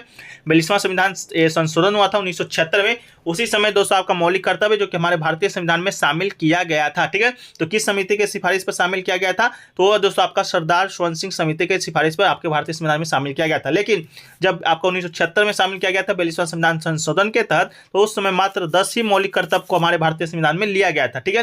कहां से लिया गया था? तो आपका यूएसएसआर, ठीक है। अब रूस हो गया है तो यूएसएसआर से लिया गया था। लेकिन दोस्तों वर्तमान में आपका 11 मौलिक कर्तव्य है, तो एक मौलिक कर्तव्य कहीं ना कहीं तो बाद में जोड़ा गया होगा। तो कब जोड़ा गया था ये सवाल है। तो एक जो मौलिक कर्तव्य आपका जोड़ा गया था 2002 ईस्वी में, ठीक है। 2002 ईस्वी में आपका 6वां संविधान संशोधन हुआ था, उसी के माध्यम से आपका 11वां मौलिक कर्तव्य आपके भारतीय संविधान में जोड़ा गया था। ये 2002 वाला जो आपका संशोधन देख रहे हैं, ये दोस्तों आपका 6 से 14 वर्ष वाला जो बच्चा वाला आपका निःशुल्क शिक्षा का था मौलिक अधिकार, वो दोस्तों मौलिक अधिकार में शामिल किया गया था इसी संविधान संशोधन के तहत, ठीक है। बात कर लेते हैं मौलिक अधिकार का, तो आपका अनुच्छेद 51A में है, और भाग की बात करेंगे तो भाग 4 के ए में है, ठीक है। तो इतना फैक्ट आप मौलिक कर्तव्य से दोस्तों आपके बनते हैं, ठीक है। एक क्वेश्चन देखिए पूछा गया था भावगीत लोकगीत। भावगीत है एक लोकगीत है जो कि किस राज्य से संबंधित है, ठीक है। तो भावगीत दोस्तों इसका तो सटीक आंसर नहीं मिल पाया है, लेकिन महाराष्ट्र और कर्नाटक में थोड़ा सा डाउटेबल है। तो आपके ऑप्शन में क्या दिया गया था? महाराष्ट्र दिया गया था या कर्नाटक दिया गया था, एक बार आप लोग मेंशन कर दीजिएगा। तो इनमें से कोई एक ऑप्शन अगर आपका होगा तो वह बिल्कुल राइट आंसर हो जाएगा। महाराष्ट्र का है या कर्नाटक का, ये दोनों में थोड़ा सा डिफरेंस है, क्योंकि महाराष्ट्र और कर्नाटक दोनों आपका अगल बगल ही सटता हुआ स्टेट है, ठीक है। चलिए एक क्वेश्चन देखिए पूछा गया था कि कौन से खिलाड़ी के कोच को 2023 में आजीविका द्रोणाचार्य पुरस्कार मिला है। तो हालांकि दोस्तों 2023 में अभी तक तो द्रोणाचार्य पुरस्कार का घोषणा नहीं हुआ है, तो मेरे ख्याल से आपका 2022 का दिया गया होगा। तो देखिए 2022 की बात करेंगे दोस्तों, तो आपका किन किन लोगों को दिया गया था? तो पहला आपका जीवन ज्योति सिंह तेजा है जो कि तीरंदाजी के कोच थे, ठीक है। द्रोणाचार्य पुरस्कार उन्हीं लोगों को दिया जाता है जो कि कोच होते हैं, जो कि आपका खिलाड़ी को सिखाते हैं। खिलाड़ी को नहीं दिया जाता है, खेल जगत में दिया जाता है, लेकिन कोच को दिया जाता है, ठीक है। तो जीवन ज्योति सिंह को दिया गया था। इसके अलावा सोमा सिद्धार्थ सिरोर को दिया गया था जो कि पैराशूटिंग के कोच थे। इसके अलावा मोहम्मद अली कुमार को दिया गया था जो कि मुक्केबाजी से है। इसके अलावा सुजीत मान है जो कि कुश्ती में दिया गया था। एक दोस्तों आपका दिनेश जवाहर लाड है जो कि क्रिकेट में दिया गया था। तो यही पूछा गया था कि दिनेश जवाहर लाड को किनके कोच है। तो ये फर्स्ट शिफ्ट के एग्जाम में भी दोस्तों आपका क्वेश्चन है जो कि बना था। तो क्वेश्चन है दोस्तों आपका जो है रिपीटेड होना शुरू हो चुका है, ठीक है। तो दिनेश जवाहर लाड ये दोस्तों आपका किसका है? तो रोहित शर्मा के कोच है, ठीक है। तो इसका राइट आंसर दोस्तों आपका रोहित शर्मा हो जाएगा। ये आपका फर्स्ट सेट में भी एग्जाम में आया था, ठीक है। तो दिनेश जवाहर लाल दोस्तों आपका रोहित शर्मा के कोच हैं, तो आपके इन्हें द्रोणाचार्य पुरस्कार दिया गया है। इसके अलावा बिमल प्रफुल्ल घोष को भी दिया गया जो कि दोस्तों आपका फुटबॉल से संबंधित व्यक्ति हैं, ठीक, कोच हैं, ठीक है। इसके अलावा दोस्तों द्रोणाचार्य पुरस्कार की बात करेंगे तो इसका जो स्थापना वर्ष है जो कि 1985 में आपका स्थापना हुआ था। यह पुरस्कार गुरु द्रोण के नाम पर रखा गया था, जिसे अक्सर द्रोणाचार्य गुरु द्रोण कहा जाता है। ठीक है, तो प्रथम विजेता की बात करेंगे तो 3 लोगों को 1985 में ये अवार्ड है जो कि दिया गया है। पहला है तो आपका भालचंद्र भास्कर भागवत जी को, इसके अलावा ओम प्रकाश भारद्वाज को और O.M. नाम्बियार को। ये 3 लोगों को 1985 में द्रोणाचार्य पुरस्कार जो कि आपको दिया गया था। ठीक है, चलिए एक जो क्वेश्चन है पूछा गया था दोस्तों कि रजिया सुल्तान को किस वर्ष अपदस्थ कर दिया गया था गद्दी पर से। ठीक है, तो रजिया सुल्तान को दोस्तों 1240 में अपदस्थ कर दिया गया था, मतलब कि गद्दी से उतार दिया गया था। ठीक है, तो रजिया सुल्तान की बात करेंगे दोस्तों, ये मध्यकालीन भारत की पहली महिला मुस्लिम शासिका थी। ठीक है, शासिका थी। ठीक है, इसके अलावा बैठी कब थी तो 1236 ईस्वी में बैठा था और 1240 ईस्वी में दोस्तों आपका गद्दी से उतर गए थे। ठीक है, ये आपका गुलाम मोहन से संबंधित शासिका है। इसके अलावा ये मध्यकालीन भारत की पहली और अंतिम मुस्लिम महिला शासक है। इनके बाद न कोई शासिका बना है न कोई इसके पहले बनी थी। ठीक है, उन्होंने जमालुद्दीन याकूत को घुड़सवार सेना का सर्वोच्च अधिकारी नियुक्त किया था। वो पर्दा नहीं करती थी और जनता के सामने पुरुष परिधान धारण करती थी, यानी पुरुष के कपड़े पहनकर जाते थे। ठीक है, उन्होंने मंगोल आक्रमण से साम्राज्य की रक्षा किया था। उनकी जो मृत्यु आपका 1240 ईस्वी में ही हो गया था, तो इसका राइट आंसर आपका 1240 जो कि हो जाएगा। ठीक है, एक क्वेश्चन देखिए पूछा गया था मालदीव भारत के कौन से दिशा में है या कौन से और स्थित है, तो इसका राइट आंसर दोस्तों आपका दक्षिण पश्चिम हो जाएगा। दक्षिण पश्चिम ऑप्शन में दिया गया था। मालदीव द्वीप समूह की बात करेंगे तो आधिकारिक तौर पर मालदीव गणराज्य हिंद महासागर में स्थित एक द्वीप देश है जो कि मिनिकॉय आइलैंड और चागोस आर्किपेलागो के बीच 26 प्रवाल द्वीपों की एक दोहरी चेन जिसका फैलाव भारत के लक्षद्वीप टापू की उत्तर दक्षिण में दिशा में बना हुआ है। ठीक है, तो आपका दक्षिण पश्चिम इसका राइट आंसर आपका हो जाएगा। ठीक है, एक क्वेश्चन देखिए पूछा गया था बजट जो पेश किया जाता है संसद में वो कौन से अनुच्छेद के तहत किया जाता है। ठीक है, तो ये क्वेश्चन दोस्तों कल के बजट वाला जो आपका वीडियो मैंने बनाया था रात के 9 बजे आपको वीडियो अपलोड कर दिया गया था, डायरेक्ट उसी से क्वेश्चन जो देखने मिले हैं। तो आप लोग अभी तक नहीं देखे हैं तो एक बार बजट से जो प्रश्न बने हैं जाके देख लीजिए। ये भी क्वेश्चन आपको बजट में ही शामिल कर दिया गया था। ठीक है, देखिए बजट की बात करेंगे तो हमारे भारतीय संविधान का अनुच्छेद 112 है जो कि आपके बजट का जिक्र नहीं करता है। बजट शब्द का उल्लेख हमारे भारतीय संविधान में हुआ ही नहीं है। ठीक है, बजट शब्द का उल्लेख हमारे भारतीय संविधान में नहीं हुआ है। बजट को दोस्तों आपका वार्षिक वित्तीय विवरण के रूप में निर्देशित किया जाता है। ठीक है, तो वार्षिक वित्तीय विवरण ही हमारे भारतीय संविधान में लिखा गया है। तो अनुच्छेद 112 के तहत जो कि पेश किया जाता है तो आपका 112 राइट आंसर आपका हो जाएगा। ठीक है, जो कि भारतीय गणराज्य का वार्षिक बजट होता है जिसके प्रत्येक वर्ष फरवरी के पहले कार्य दिवस को भारत के वित्त मंत्री के द्वारा संसद में पेश किया जाता है। ठीक है, तो किनके द्वारा किया जाता है तो वित्त मंत्री के द्वारा किया जाता है। वर्तमान में आपके निर्मला सीतारमण जी वित्त मंत्री हैं। ठीक है, इसके अलावा दोस्तों बात कर लेते हैं आपका बजट का, तो सर्वाधिक बार जो बजट पेश करने वाले आपके वित्त मंत्री हैं वो आपके मोरारजी देसाई हैं। ठीक है, तो मोरारजी देसाई आपके सर्वाधिक बार बजट पेश करने वाले हैं। बजट दोस्तों आपका क्या होता है तो बजट दोस्तों वार्षिक वित्तीय विवरण होता है कि एक वर्ष में कितने पैसा आपका खर्च होंगे, कहाँ कहाँ पैसा खर्च होंगे, उसी का एक विवरण होता है जिसे बजट के तौर पर किया जाता है। आपका 1 फरवरी को हर साल आपका पेश किया जाता है। ठीक है, तो इस साल भी पेश किया गया है 2023 में, लेकिन आप 2023 का आपका नहीं प्रश्न बन रहा है। आपका 22-23 बजट से आपका प्रश्न जो कि देखने को मिल रहे हैं, तो 22-23 से दोस्तों आपका सारे प्रश्न जो कि वीडियो के माध्यम से आपको दिया गया है, तो आप लोग जाके एक बार उसको देख लीजिएगा। ठीक है, एग्जाम जाने से पहले। ठीक है, देखिए एक क्वेश्चन देखिए पूछा गया था सत्यशोधक समाज के स्थापना से संबंधित कि 1873 में सत्यशोधक समाज की स्थापना जो कि किसने किया था, तो ये दोस्तों आपका ज्योतिबा फुले इसका राइट आंसर हो जाएगा। सत्यशोधक समाज की स्थापना 24 सितंबर सन 1873 को ज्योतिबा बाई फुले के द्वारा स्थापित एक पंथ है। ये एक चौथे समूह के रूप में शुरू हुआ था। इसका उद्देश्य शूद्र एवं अस्पृश्य जाति के लोगों को विमुक्त करना था। ठीक है, इनकी विचार गुलामगिरी सार्वजनिक सत्य धर्म में निहित है। डॉक्टर भीम अम्बेडकर जी इनके विचारों से बहुत प्रभावित है। ठीक है, तो आपके ज्योतिबा फुले के राइट आंसर आपका हो जाएगा। एक क्वेश्चन देखिए पूछा गया था राजा राम मोहन राय के द्वारा कौन से समाज की स्थापना किया गया था, ये क्वेश्चन पूछा गया था। तो ब्रह्म समाज की स्थापना दोस्तों आपको बताते हैं राजा राम मोहन राय जी के द्वारा किया गया था, तो इसका राइट आंसर ब्रह्म समाज हो जाएगा। ब्रह्म समाज की बात करें तो भारत का एक सामाजिक धार्मिक आंदोलन था जिसने बंगाल के पुनर्जागरण युग को प्रभावित किया था। इसके प्रवर्तक राजा राम मोहन राय अपने समय के विशिष्ट समाज सुधारक थे। 20 अगस्त 1828 में ब्रह्म समाज को राजा राम मोहन राय और द्वारिका नाथ टैगोर के द्वारा स्थापित किया गया था। ठीक है, तो कब किया गया था 1828 ईस्वी में। ठीक है, तो 1828 और 1829 दोनों दोस्तों पास का डेट है। तो 1829 में आपका क्या हुआ था तो राजा राम मोहन राय जी के प्रयासों के द्वारा सती प्रथा का अंत किया गया था। गवर्नर जनरल कौन थे तो लॉर्ड विलियम बेंटिंक थे। ये आपके पिछले शिफ्टों में पूछा जा चुका है। ठीक है, तो सती प्रथा का आपका अंत 1829 में हुआ था राजा राम मोहन राय जी के प्रयासों से। किस गवर्नर जनरल के काल में तो लॉर्ड विलियम बेंटिक के काल में। ठीक है, चलिए एक क्वेश्चन देखिए पूछा गया था दोस्तों, विजय चौहान किससे संबंधित है जिसे कि हाल ही में पुरस्कार से सम्मानित किया गया है? तो विजय चौहान दोस्तों, विजय सिंह चौहान एक पूर्व भारतीय एथलीट है जिन्होंने 1974 में एशियाई खेलों में डेकाथलॉन में स्वर्ण पदक जीता था। उन्होंने 1972 में ओलंपिक में भाग लिया था। उनका जन्म 1949 में आगरा के उत्तर प्रदेश राज्य में हुआ था। उन्हें अर्जुन पुरस्कार से सम्मानित किया जा चुका है। एशिया का लौह पुरुष विजय सिंह चौहान को कहा जाता है। ठीक है, तो इनसे संबंधित प्रश्न क्या था, ऑप्शन क्या था, एक बार आप लोग कमेंट सेक्शन में जरूर बता दीजिएगा। एक क्वेश्चन देखिए पूछा गया था, अभ्रक के लिए आंध्र प्रदेश का कौन सा जो स्थल है, जो कि स्थान जो कि प्रसिद्ध है? तो दोस्तों आपको बता दें, भारत के पास विश्व में अभ्रक का सबसे बड़ा भंडार है। आंध्र प्रदेश राज्य भारत का सबसे बड़ा उत्पादक है। अभ्रक कच्चा उत्पादन आंध्र प्रदेश के कहाँ होता है? तो नेल्लोर जिले में होता है। तो आपके ऑप्शन में नेल्लोर जिला दिया गया होगा, जो कि बिल्कुल राइट आंसर हो जाएगा। अनुल्लेखनीय अभ्रक उत्पादक जिला में आपका विशाखापट्टनम है, जो कि पश्चिमी गोदावरी और कृष्णा शामिल है। आंध्र प्रदेश, राजस्थान, बिहार, झारखंड राज्य अभ्रक, अपशिष्ट और कवार का अधिकांश उत्पादन करता है। ठीक है, चलिए अगला जो क्वेश्चन पूछा गया दोस्तों, आपका बेकिंग सोडा का रासायनिक नाम आपसे पूछा गया था। तो बेकिंग सोडा का रासायनिक नाम बता दें, सोडियम बाइकार्बोनेट एक कार्बनिक यौगिक है जिसे मीठा खाने या सोने का बेकिंग सोडा भी कहते हैं।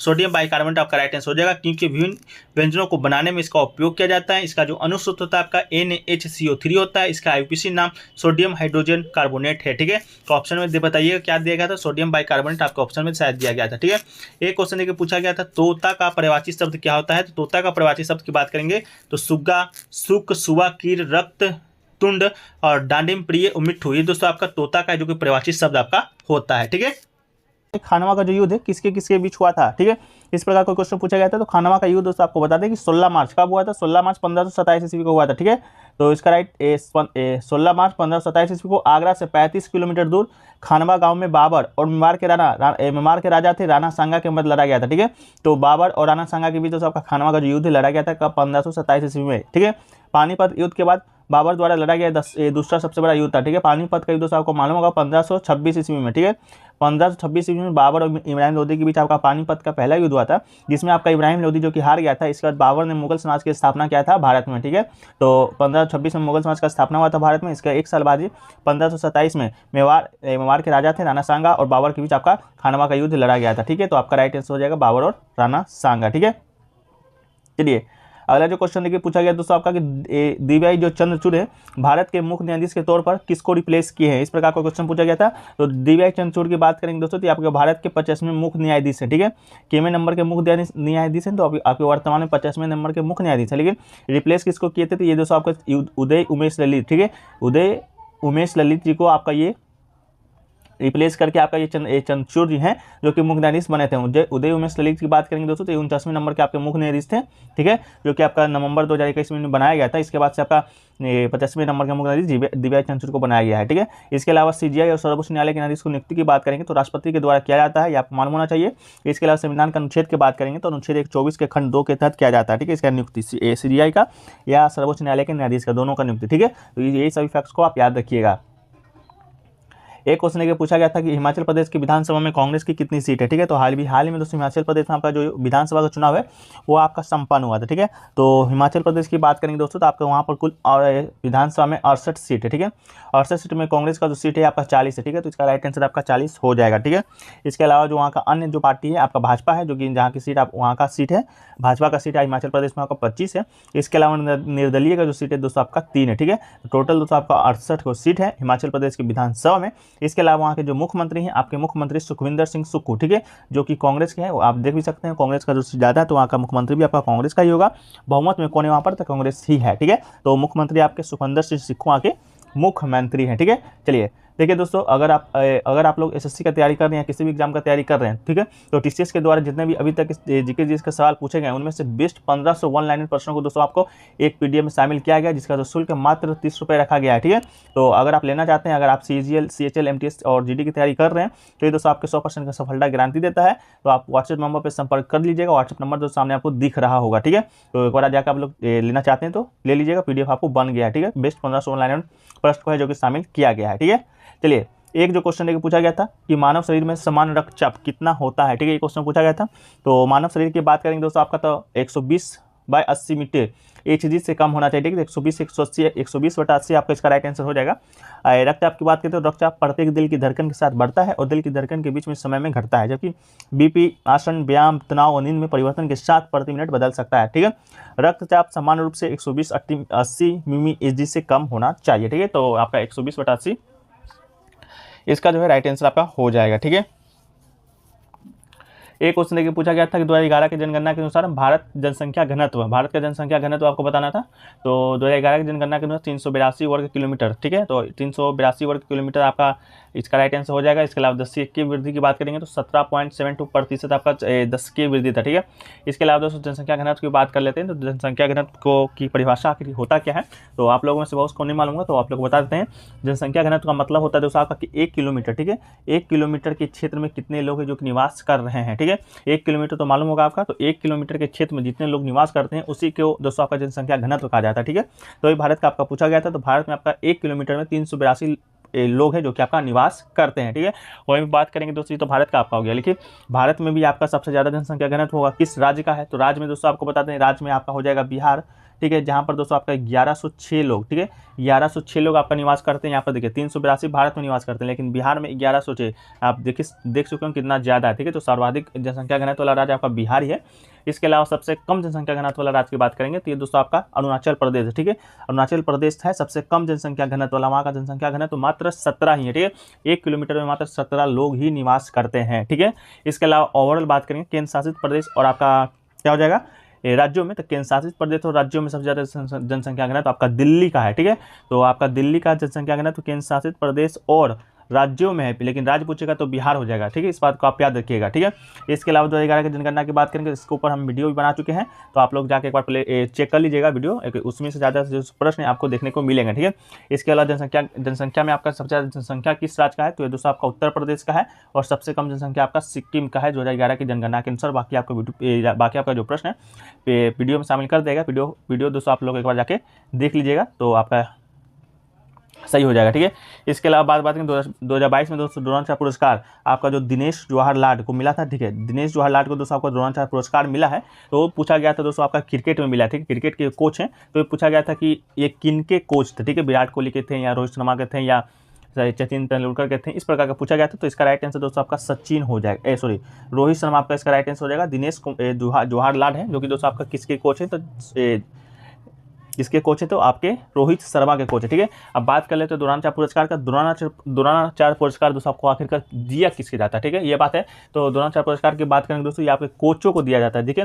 प्रत्येक खिलाड़ी का आप एक कोच होता है, आप सुने होंगे विराट कोहली के कोई कोच है, सचिन तेंदुलकर के कोच है, उस प्रकार का रोहित शर्मा का कोच है जिन्हें द्रोणाचार्य पुरस्कार दिया गया है। तो ये दोस्तों आपका सिर्फ कोचों को दिया जाता है, ठीक है, प्रत्येक खेलों में। जैसा कि 2022 में आपका इन लोगों को द्रोणाचार्य पुरस्कार दिया गया है, तो देखिए जीवन ज्योति सिंह तेजा को दिया गया जो कि तीरंदाजी के कोच थे। इसके अलावा सुमा सिद्धार्थ सिरूर को दिया गया जो कि आपका पैराशूटिंग के कोच थे। इसके अलावा मोहम्मद अली कमर को दिया गया जो कि आपके मुक्केबाजी के कोच थे। इसके अलावा सुजीत मांझी को दिया गया जो कि कुश्ती के कोच थे, और बिमल प्रफुल्ल घोष को दिया गया जो कि दोस्तों आपका फुटबॉल के कोच थे, ठीक है। एक आपका दिनेश जवाहर लाल को दिया गया था जो क्रिकेट के कोच हैं, वह आपके रोहित शर्मा के कोच थे, ठीक है। इसके अलावा दोस्तों प्रथम विजेता की बात करेंगे, तो प्रथम विजेता आपके कौन थे द्रोणाचार्य पुरस्कार के, तो भालचंद्र भास्कर भागवत, ठीक है, भालचंद्र भास्कर भागवत, ओम प्रकाश भारद्वाज और ओम एम नाम्बियार, जिन्हें कि 1950 में आपका पुरस्कार दिया गया था। प्रथम विजेता यही थे, ठीक है। इसकी स्थापना की बात करेंगे द्रोणाचार्य पुरस्कार का, तो इसका स्थापना आपका 1985 में किया गया था। यह पुरस्कार गुरु द्रोण के नाम पर रखा गया था, जिसे अक्सर द्रोणाचार्य गुरु द्रोण कहा जाता है, ठीक है। आपको मालूम है द्रोणाचार्य कौन थे, ठीक है, तो उन्हीं के नाम पर दोस्तों द्रोणाचार्य पुरस्कार जो कि आपका रखा गया है नाम, ठीक है। तो इसका राइट आंसर आपका क्या हो जाएगा, रोहित शर्मा आपका इसका राइट आंसर आपका हो जाएगा, ठीक है। देखिए अगला जो क्वेश्चन पूछा गया था लॉर्ड मेयो की हत्या दोस्तों आपका कहाँ पर हुआ था, तो 1872 में आपका बता दें लॉर्ड मेयो जो कि भारत का तत्कालीन वायसराय थे, वो दोस्तों आपका शेर अली द्वारा लॉर्ड मेयो जो कि भारत के वायसराय की हत्या पोर्ट ब्लेयर में कर दिया गया था, ठीक है। तो इसका राइट आंसर दोस्तों आपका पोर्ट ब्लेयर हो जाएगा, ठीक है। कब हुआ था, 1872 में हुआ था, ठीक है। शेर अली को अंडमान द्वीप समूह में दंडात्मक निपटान में आजीवन कारावास दिया गया था जब उसने लॉर्ड मेयो को चाकू मारकर हत्या जो कि कर दिया था, ठीक है। तो आपका अंडमान द्वीप समूह आपके साथ ऑप्शन में दिया गया होगा, तो पोर्ट ब्लेयर वहीं पर है, तो आपका राइट आंसर हो जाएगा, ठीक है, अंडमान निकोबार द्वीप समूह, ठीक है। लॉर्ड मेयो जो कि भारत का तत्कालीन वायसराय था, 1872 में इनकी हत्या शेर अली के द्वारा कर दिया गया था, ठीक है। एक जो क्वेश्चन लेके पूछा गया था कि रिजर्व बैंक जो इंडिया है उसकी स्थापना किस आयोग के द्वारा हुआ था। ठीक है, तो भारतीय रिजर्व बैंक दोस्तों आपको मालूम होगा भारत का एक केंद्रीय बैंक है जो बैंकों का बैंक कहा जाता है, कि स्थापना हिल्टन आयोग के द्वारा हिल्टन आयोग की सिफारिशों के आधार पर किया गया था। ठीक है, तो इसका राइट आंसर आपका हिल्टन आयोग हो जाएगा। भारतीय रिजर्व बैंक अधिनियम 1934 में बैंक के कार्य संचालन के संवैधानिक आधार का प्रबंधन किया गया था। इसका जो परिचालन है आपका 1 अप्रैल 1935 को शुरू किया गया था। ठीक है, इसका आपका केंद्रीयकरण भी हुआ था, राष्ट्रीयकरण हुआ था, वो दोस्तों आपका 1949 ईस्वी में आपका हुआ था रिजर्व बैंक ऑफ इंडिया का राष्ट्रीयकरण। इसकी स्थापना किस आयोग के द्वारा हुआ था, तो हिल्टन यंग आयोग के द्वारा हुआ था। तो इसका राइट आंसर आपका हिल्टन यंग आयोग आपका हो जाएगा। ठीक है, चलिए एक क्वेश्चन देखिए पूछा गया था आपका कि धौलावीरा है जो कि कितने नंबर का यूनेस्को स्थल है। ठीक है, धौलावीरा आपको मालूम होगा पहले के सेट में ये क्वेश्चन आपसे पूछा गया था। धौलावीरा की बात करेंगे, ये दोस्तों आपका गुजरात में स्थित एक हड़प्पा स्थल है धौलावीरा। ठीक है, ये दोस्तों आपका भारत का 40वां विश्व धरोहर स्थल है। ठीक है, तो इसका राइट आंसर आपका 40 हो जाएगा। मार्च 2022 तक कोई नई साइट नहीं खोजेगी थी।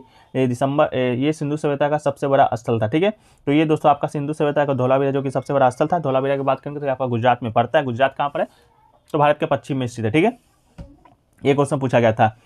और धौलावीरा, इसके अलावा धौलावीरा की बात करें हड़प्पा सभ्यता देखिए सिंधु घाटी सभ्यता के नाम से भी जाना जाता है।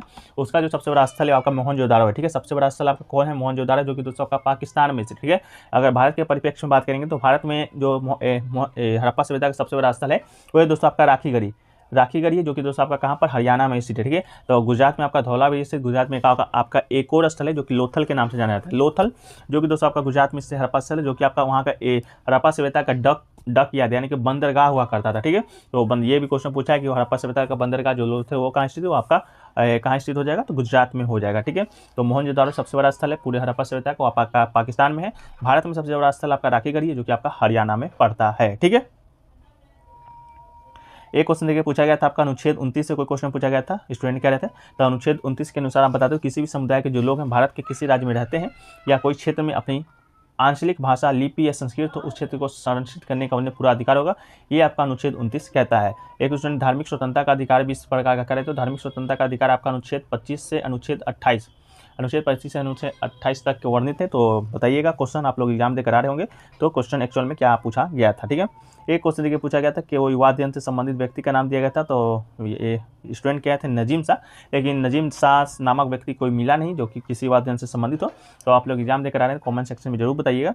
एक क्वेश्चन देखिए पूछा जो आपका जाकिर हुसैन को 2023 में कौन सा अवार्ड जो कि दिया गया है। ठीक है, तो दोस्तों आपको बता दें जाकिर हुसैन के 2023 में दोस्तों आपका पद्म विभूषण दिया गया। ठीक है, तो आपका इसका राइट आंसर पद्म विभूषण हो जाएगा।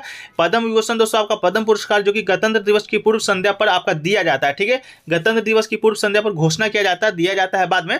ठीक है, तो दोस्तों टोटल आपका 2023 में 6 लोगों को पद्म जो विभूषण जो कि दिया गया था, उनमें से आपका जाकिर हुसैन भी शामिल थे। ठीक है, तो देखिए कौन कौन से 6 लोग थे। तो पहला तो आपका बालकृष्ण दोषी है जिन्हें मरणोपरांत ये पुरस्कार दिया गया था। दूसरा दोस्तों आपके जाकिर हुसैन जो कि आपका पूछ दिया गया है। अगला है दोस्तों आपका एस.एम. कृष्णा जिन्हें की पद्म विभूषण दिया गया है। फिर है दोस्तों दिलीप महालनोबिस जो कि मरणोपरांत इन्हें मिला है। और श्रीनिवास वर्धन जिनको पद्म विभूषण दिया गया है। और मुलायम सिंह यादव जो कि दोस्तों मरणोपरांत मिला है। तो 3 लोगों को मरणोपरांत मिला था और 3 लोगों को जीवित रहते हुए मिला था। तो जाकिर हुसैन, एम.एस. कृष्णा, श्रीनिवास वर्धन को जीवित होते हुए मिला है। मरणोपरांत बालकृष्ण दोषी, दिलीप महालनोबिस और मुलायम सिंह यादव को कुल 6 पद्म विभूषण मिला है। ठीक है, पद्म पुरस्कार का वीडियो दोस्तों आपको प्लेलिस्ट पे दिया गया है, जाके वहां से देख लीजिएगा। वहां से एक प्रश्न आपका बनने लगे हैं। ठीक है, चलिए बाबर ने किस वंश का समाप्त कर मुगल साम्राज्य की स्थापना किया था। तो ये दोस्तों आपका बाबर से संबंधित जो प्रश्न है आपका हर शिफ्ट में एक न एक प्रश्न जो कि देखने को मिल रहा है। ठीक है, तो दोस्तों आपको बाबर की बात करें तो बाबर ने आपका किस वंश का, तो लोधी वंश का। ठीक है, लोधी वंश को समाप्त कर आपका मुगल समाज का स्थापना किया था। आपको मालूम होगा पानीपत का पहला युद्ध हुआ था 21 अप्रैल 1526 ईस्वी को। ठीक है, इसी युद्ध के बाद बाबर ने मुगल समाज की नींव रखी थी। ठीक है, यह आपका पहली लड़ाई था जिसमें आपका बारूद, आग्नेयास्त्र, मैदानी तोपखाने को लड़ाई में शामिल किया गया था। ठीक है, इसके बाद बात करें तो आपका 1526 में दिल्ली के तैमूरी शासक जहरीउद्दीन मोहम्मद बाबर की सेना ने दिल्ली के सुल्तान इनाम लोदी की एक बहुत बड़ी सेना को युद्ध में परास्त किया था। इसी के साथ आपका लोधी वंश का और दिल्ली सल्तनत दोनों का दोस्तों आपका समाप्ति हो गया था। इसके बाद मुगल समाज का स्थापना हुआ था। तो आपका ऑप्शन में लोधी वंश होगा या दिल्ली सल्तनत होगा, तो बताइएगा।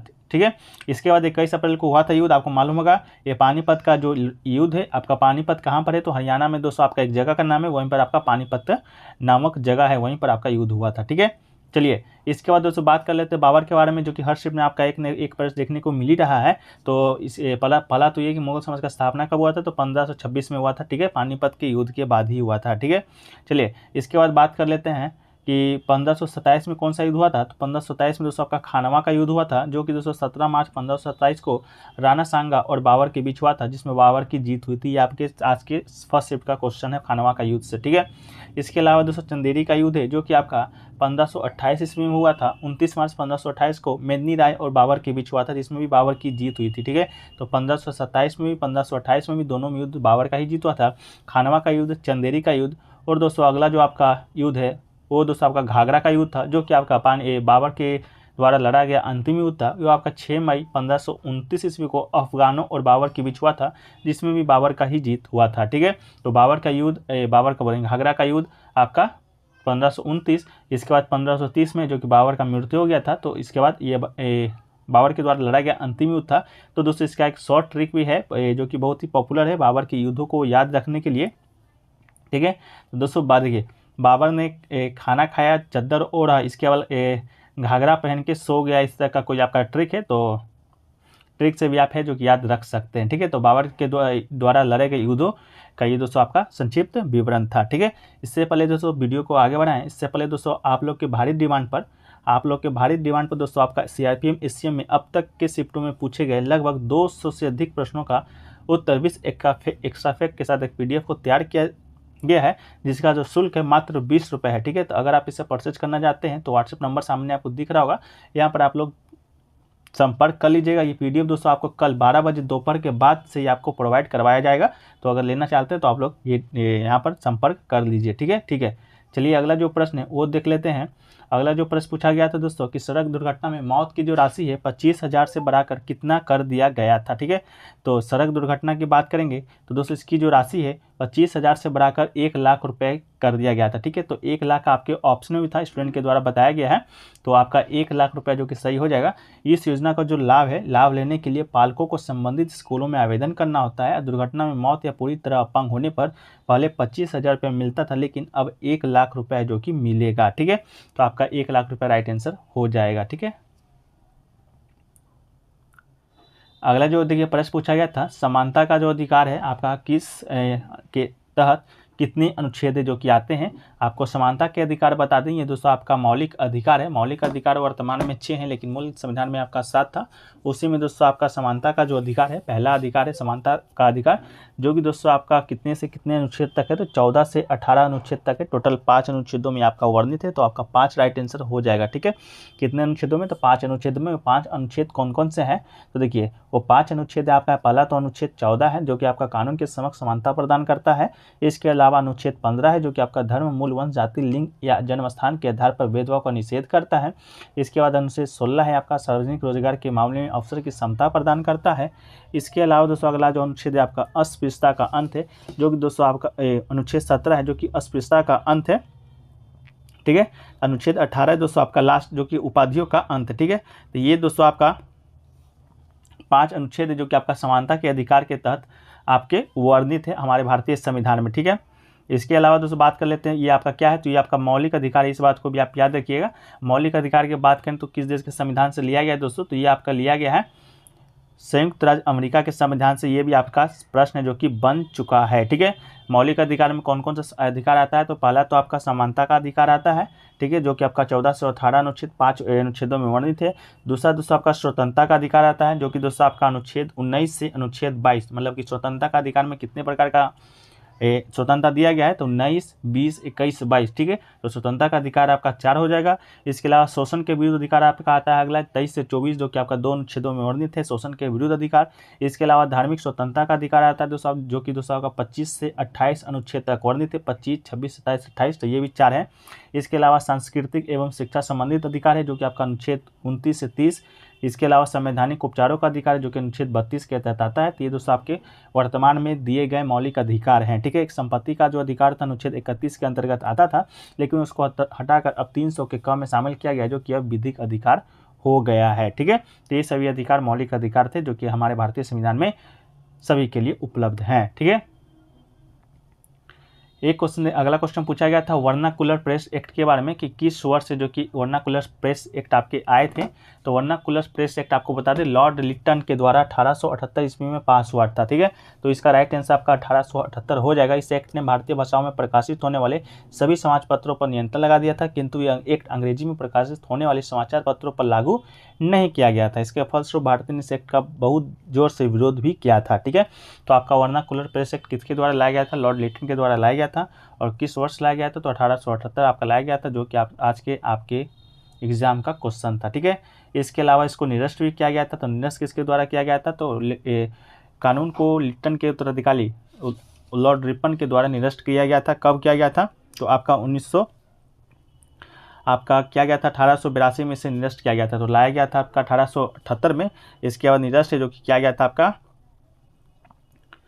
1882 में। तो आप इसे याद रखिएगा, ठीक है। चलिए अगला जो क्वेश्चन है दोस्तों, आपका अगला क्वेश्चन है कि लखनऊ जो घराना है उसको आपको किसने बसाया था, ठीक है। लखनऊ घराना को दोस्तों आपको किसने बसाया था, ये क्वेश्चन आपसे पूछा गया था। तो लखनऊ घराना की बात करेंगे तो इसे आपको मियाँ बख्शू, ठीक है। इसका राइट आंसर दोस्तों आपका हो जाएगा मियाँ बख्शू के द्वारा बसाया गया था, ठीक है। और ये आपका तबला वादक थे मियाँ बख्शू। इसके अलावा लखनऊ घराना की बात करें, इसका नाम मियाँ बख्शू उस्ताद मियाँ बख्शू खान ने रखा था। लखनऊ घराना की स्थापना अवध के जो नवाब थे आखिरी नवाब वाजिद अली शाह के सक्षम में हुआ था। यह भावनाओं की अभिव्यक्ति पर एक मजबूत उच्चारण प्रदान करता है, ठीक है। लखनऊ घराना की बात करेंगे तो भारत का प्रसिद्ध शास्त्रीय नृत्य लिए जो कि आपका कथक तथा गायिका से संबंधित घरानों में से एक है। कथक दोस्तों आपका कहाँ का है? उत्तर भारत का आपका शास्त्रीय नृत्य था। इसका जो उदय है आपका नवाब वाजिद अली शाह के दरबार में हुआ था, ठीक है। इसके अलावा बात करें आपका कथक लखनऊ घराना से संबंधित व्यक्ति का, तो आपका अच्छन जो महाराज हैं आपके, ये आपका कथक से संबंधित है लखनऊ घराना से ही। इसका शंभू महाराज, विदानिन महाराज, बिरजू महाराज जो कि आपका बहुत पॉपुलर कथक नृतक हैं, ये भी दोस्तों आपका लखनऊ घराना से ही संबंधित है। इसके अलावा जय किशन महाराज भी आपके लखनऊ घराना से ही संबंधित आपके प्रमुख कलाकार हैं, ठीक है। तो इसे आप याद रखिएगा। कथक की बात करें तो शास्त्रीय नृत्य है जो कि आपके उत्तर भारत से संबंधित है। इसके अलावा भारतीय शास्त्रीय नृत्य की बात करेंगे तो वर्तमान में आपके 9 शास्त्रीय नृत्य हैं। भरतनाट्यम आपके तमिलनाडु का, कुचिपुड़ी आपका आंध्र प्रदेश का, सतरिया आपके असम का, कथकली और आपका मोहिनीअट्टम दोस्तों आपका केरल का है, जो कि आज के शिफ्ट में पूछा भी गया था। इसके अलावा बात करें ओडिसी का, ओडिशा है, और मणिपुर का शास्त्रीय नृत्य है। इसके अलावा ये हाल ही में आपका छऊ जो नृत्य है उसको आपका भारतीय शास्त्रीय नृत्य का दर्जा प्रदान किया गया है। तो ये दोस्तों आपका छऊ जो कि पूर्वोत्तर भारत का आपका शास्त्रीय नृत्य है, ठीक है। तो इन सभी फैक्ट्सों को आप आशा करते हैं कि आप याद कर लिए होंगे, ठीक है। एक क्वेश्चन देखिए पूछा गया था छत्तीसगढ़ और झारखंड जब आपका अलग हुआ था उस समय भारत के प्रधानमंत्री का नाम आपसे पूछा गया था। तो आपको बताते हैं उस समय भारत के प्रधानमंत्री का नाम आपके अटल बिहारी वाजपेयी था, ठीक है। तो इसका राइट आंसर आपका अटल बिहारी वाजपेयी आपका हो जाएगा। ये क्या किए थे? तो देखिए 3 नए राज्य आपको बनाए थे, वो भी शांतिपूर्ण ढंग से, ठीक है। कौन कौन सा? छत्तीसगढ़, उत्तराखंड और झारखंड का गठन हुआ था। छत्तीसगढ़ झारखंड का गठन है जो कि आपका 1 नवंबर को छत्तीसगढ़, 9 नवंबर को आपका उत्तराखंड और 15 नवंबर 2000 को झारखंड का गठन हुआ था। छत्तीसगढ़ को मध्य प्रदेश, उत्तराखंड को उत्तर प्रदेश और झारखंड को बिहार से अलग करके बनाया गया था, ठीक है। तो इन सभी फैक्ट्सों को याद रखिएगा। छत्तीसगढ़ को किससे अलग किया गया था? मध्य प्रदेश से अलग किया गया था। उत्तराखंड को किससे अलग किया गया था? उत्तर प्रदेश से अलग किया गया था। इसके अलावा आपका झारखंड को किससे अलग किया गया था? तो ये आपका बिहार से अलग किया गया था, ठीक है। झारखंड का गठन आपका 15 नवंबर 2000 को हुआ था और उत्तराखंड का आपका 9 नवंबर 2000 को हुआ था। छत्तीसगढ़ का गठन 1 नवंबर 2000 को हुआ था, ठीक है। इन सभी फैक्ट्स को याद रखिएगा। उस समय प्रधानमंत्री कौन थे? तो अटल कुमार वाजपेयी थे, 2000 ईस्वी में आपके प्रधानमंत्री। तो आपका राइट आंसर आपके अटल बिहारी वाजपेयी हो जाएंगे, ठीक है। एक क्वेश्चन देखिए दोस्तों पूछा गया था जुलाई 2022 में जम्मू कश्मीर में कितने छात्रों की संख्या है, ठीक है। ऑप्शन में 16.7, 17.7, 18.7 इस प्रकार करके दिया गया था। हालांकि इसका जो आंसर है मुझे प्राप्त नहीं हो पाया है। तो आप लोग में से जो भी एग्जाम देकर आ रहे हैं, तो अगर आपको मालूम है इस प्रश्न का आंसर तो आप लोग जरूर बताइएगा। एक पर देखिए द्वितीय चंद से आया था। द्वितीय चंद से ये नहीं आया था किसके संबंधित पर, लेकिन द्वितीय चंद से संबंधित आपका कोई लीग का नाम दिया गया था। उसमें दिया गया था कि किस सन में आपका द्वितीय चंद ने ये रिकॉर्ड बनाया है। तो क्वेश्चन का लैंग्वेज हालांकि प्राप्त नहीं हो पाया अच्छे से। तो द्वितीय चंद के बारे में जान लेते हैं। द्वितीय चंद जिनका जन्म उड़ीसा के जाजपुर जिला में हुआ था। द्वितीय चंद महिलाओं की 100 मीटर स्पर्धा में एक भारतीय पेशेवर धावक और मौजूदा राष्ट्रीय चैंपियन है। वो ग्रीष्मकालीन ओलंपिक में महिलाओं की 100 मीटर स्पर्धा में क्वालिफाई करने वाली तीसरी भारतीय महिला है, ठीक है।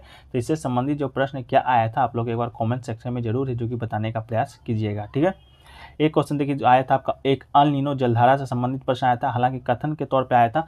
आपका जो प्रश्न है आपका आज के शिफ्टों का, अभी के शिफ्टों का, हालांकि ज़्यादातर जो प्रश्न आपका कथन से ही देखने को मिल रहे हैं, और वो भी करंट अफेयर से 7 से 8 प्रश्न। तो स्टूडेंट को बताने में उतना याद नहीं रह पा रहा है स्टूडेंट। तो ये पहली बात तो जो जनरल अवेयरनेस था वो आपका था ही नहीं सिलेबस में, आपका जनरल एप्टीट्यूड था, उसके जगह पे जनरल अवेयरनेस को पूछा जा रहा है। तो स्टूडेंट के द्वारा तो तैयार नहीं किया गया था, उसके बावजूद इस तरह का जो प्रश्न पूछा जा रहा है, तो स्टूडेंट को ज़्यादातर जो प्रश्न आपकी याद नहीं रह पा रहे हैं, तो प्रश्न मिलना थोड़ा सा कठिन हो रहा है। ठीक है, तो अल नीनो से संबंधित आपका जो कथन से संबंधित पूछा गया था, जो लोग याद करके आ रहे हैं, एग्जाम देकर आ रहे हैं, आप लोग जरूर बताइएगा।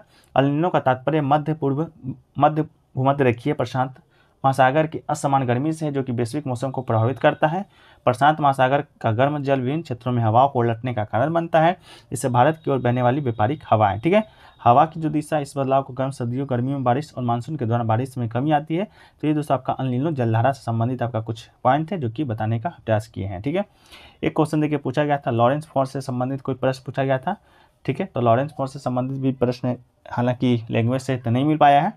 एक क्वेश्चन देखिए पूछा गया था, धमर जो नृत्य आपका शैली है किससे संबंधित है। ठीक है, धमर नृत्य शैली किस उत्सव से संबंधित है, आपका होली, दिवाली, आपका छठ पूजा, इस प्रकार करके कुछ ऑप्शन दिए गए थे। हालांकि धमर नृत्य शैली, तो इस प्रकार का कोई भी नृत्य जो कि मिल नहीं पाया है, हालांकि कुछ आपका इसमें गलती होगा, तो आप लोग जो भी एग्जाम देकर आ रहे हैं आप लोग जरूर बताइएगा। ठीक है, इसके अलावा एक क्वेश्चन पूछा गया था 2022 में किन 8 राज्यों में हाईकोर्ट के जज बदले गए थे।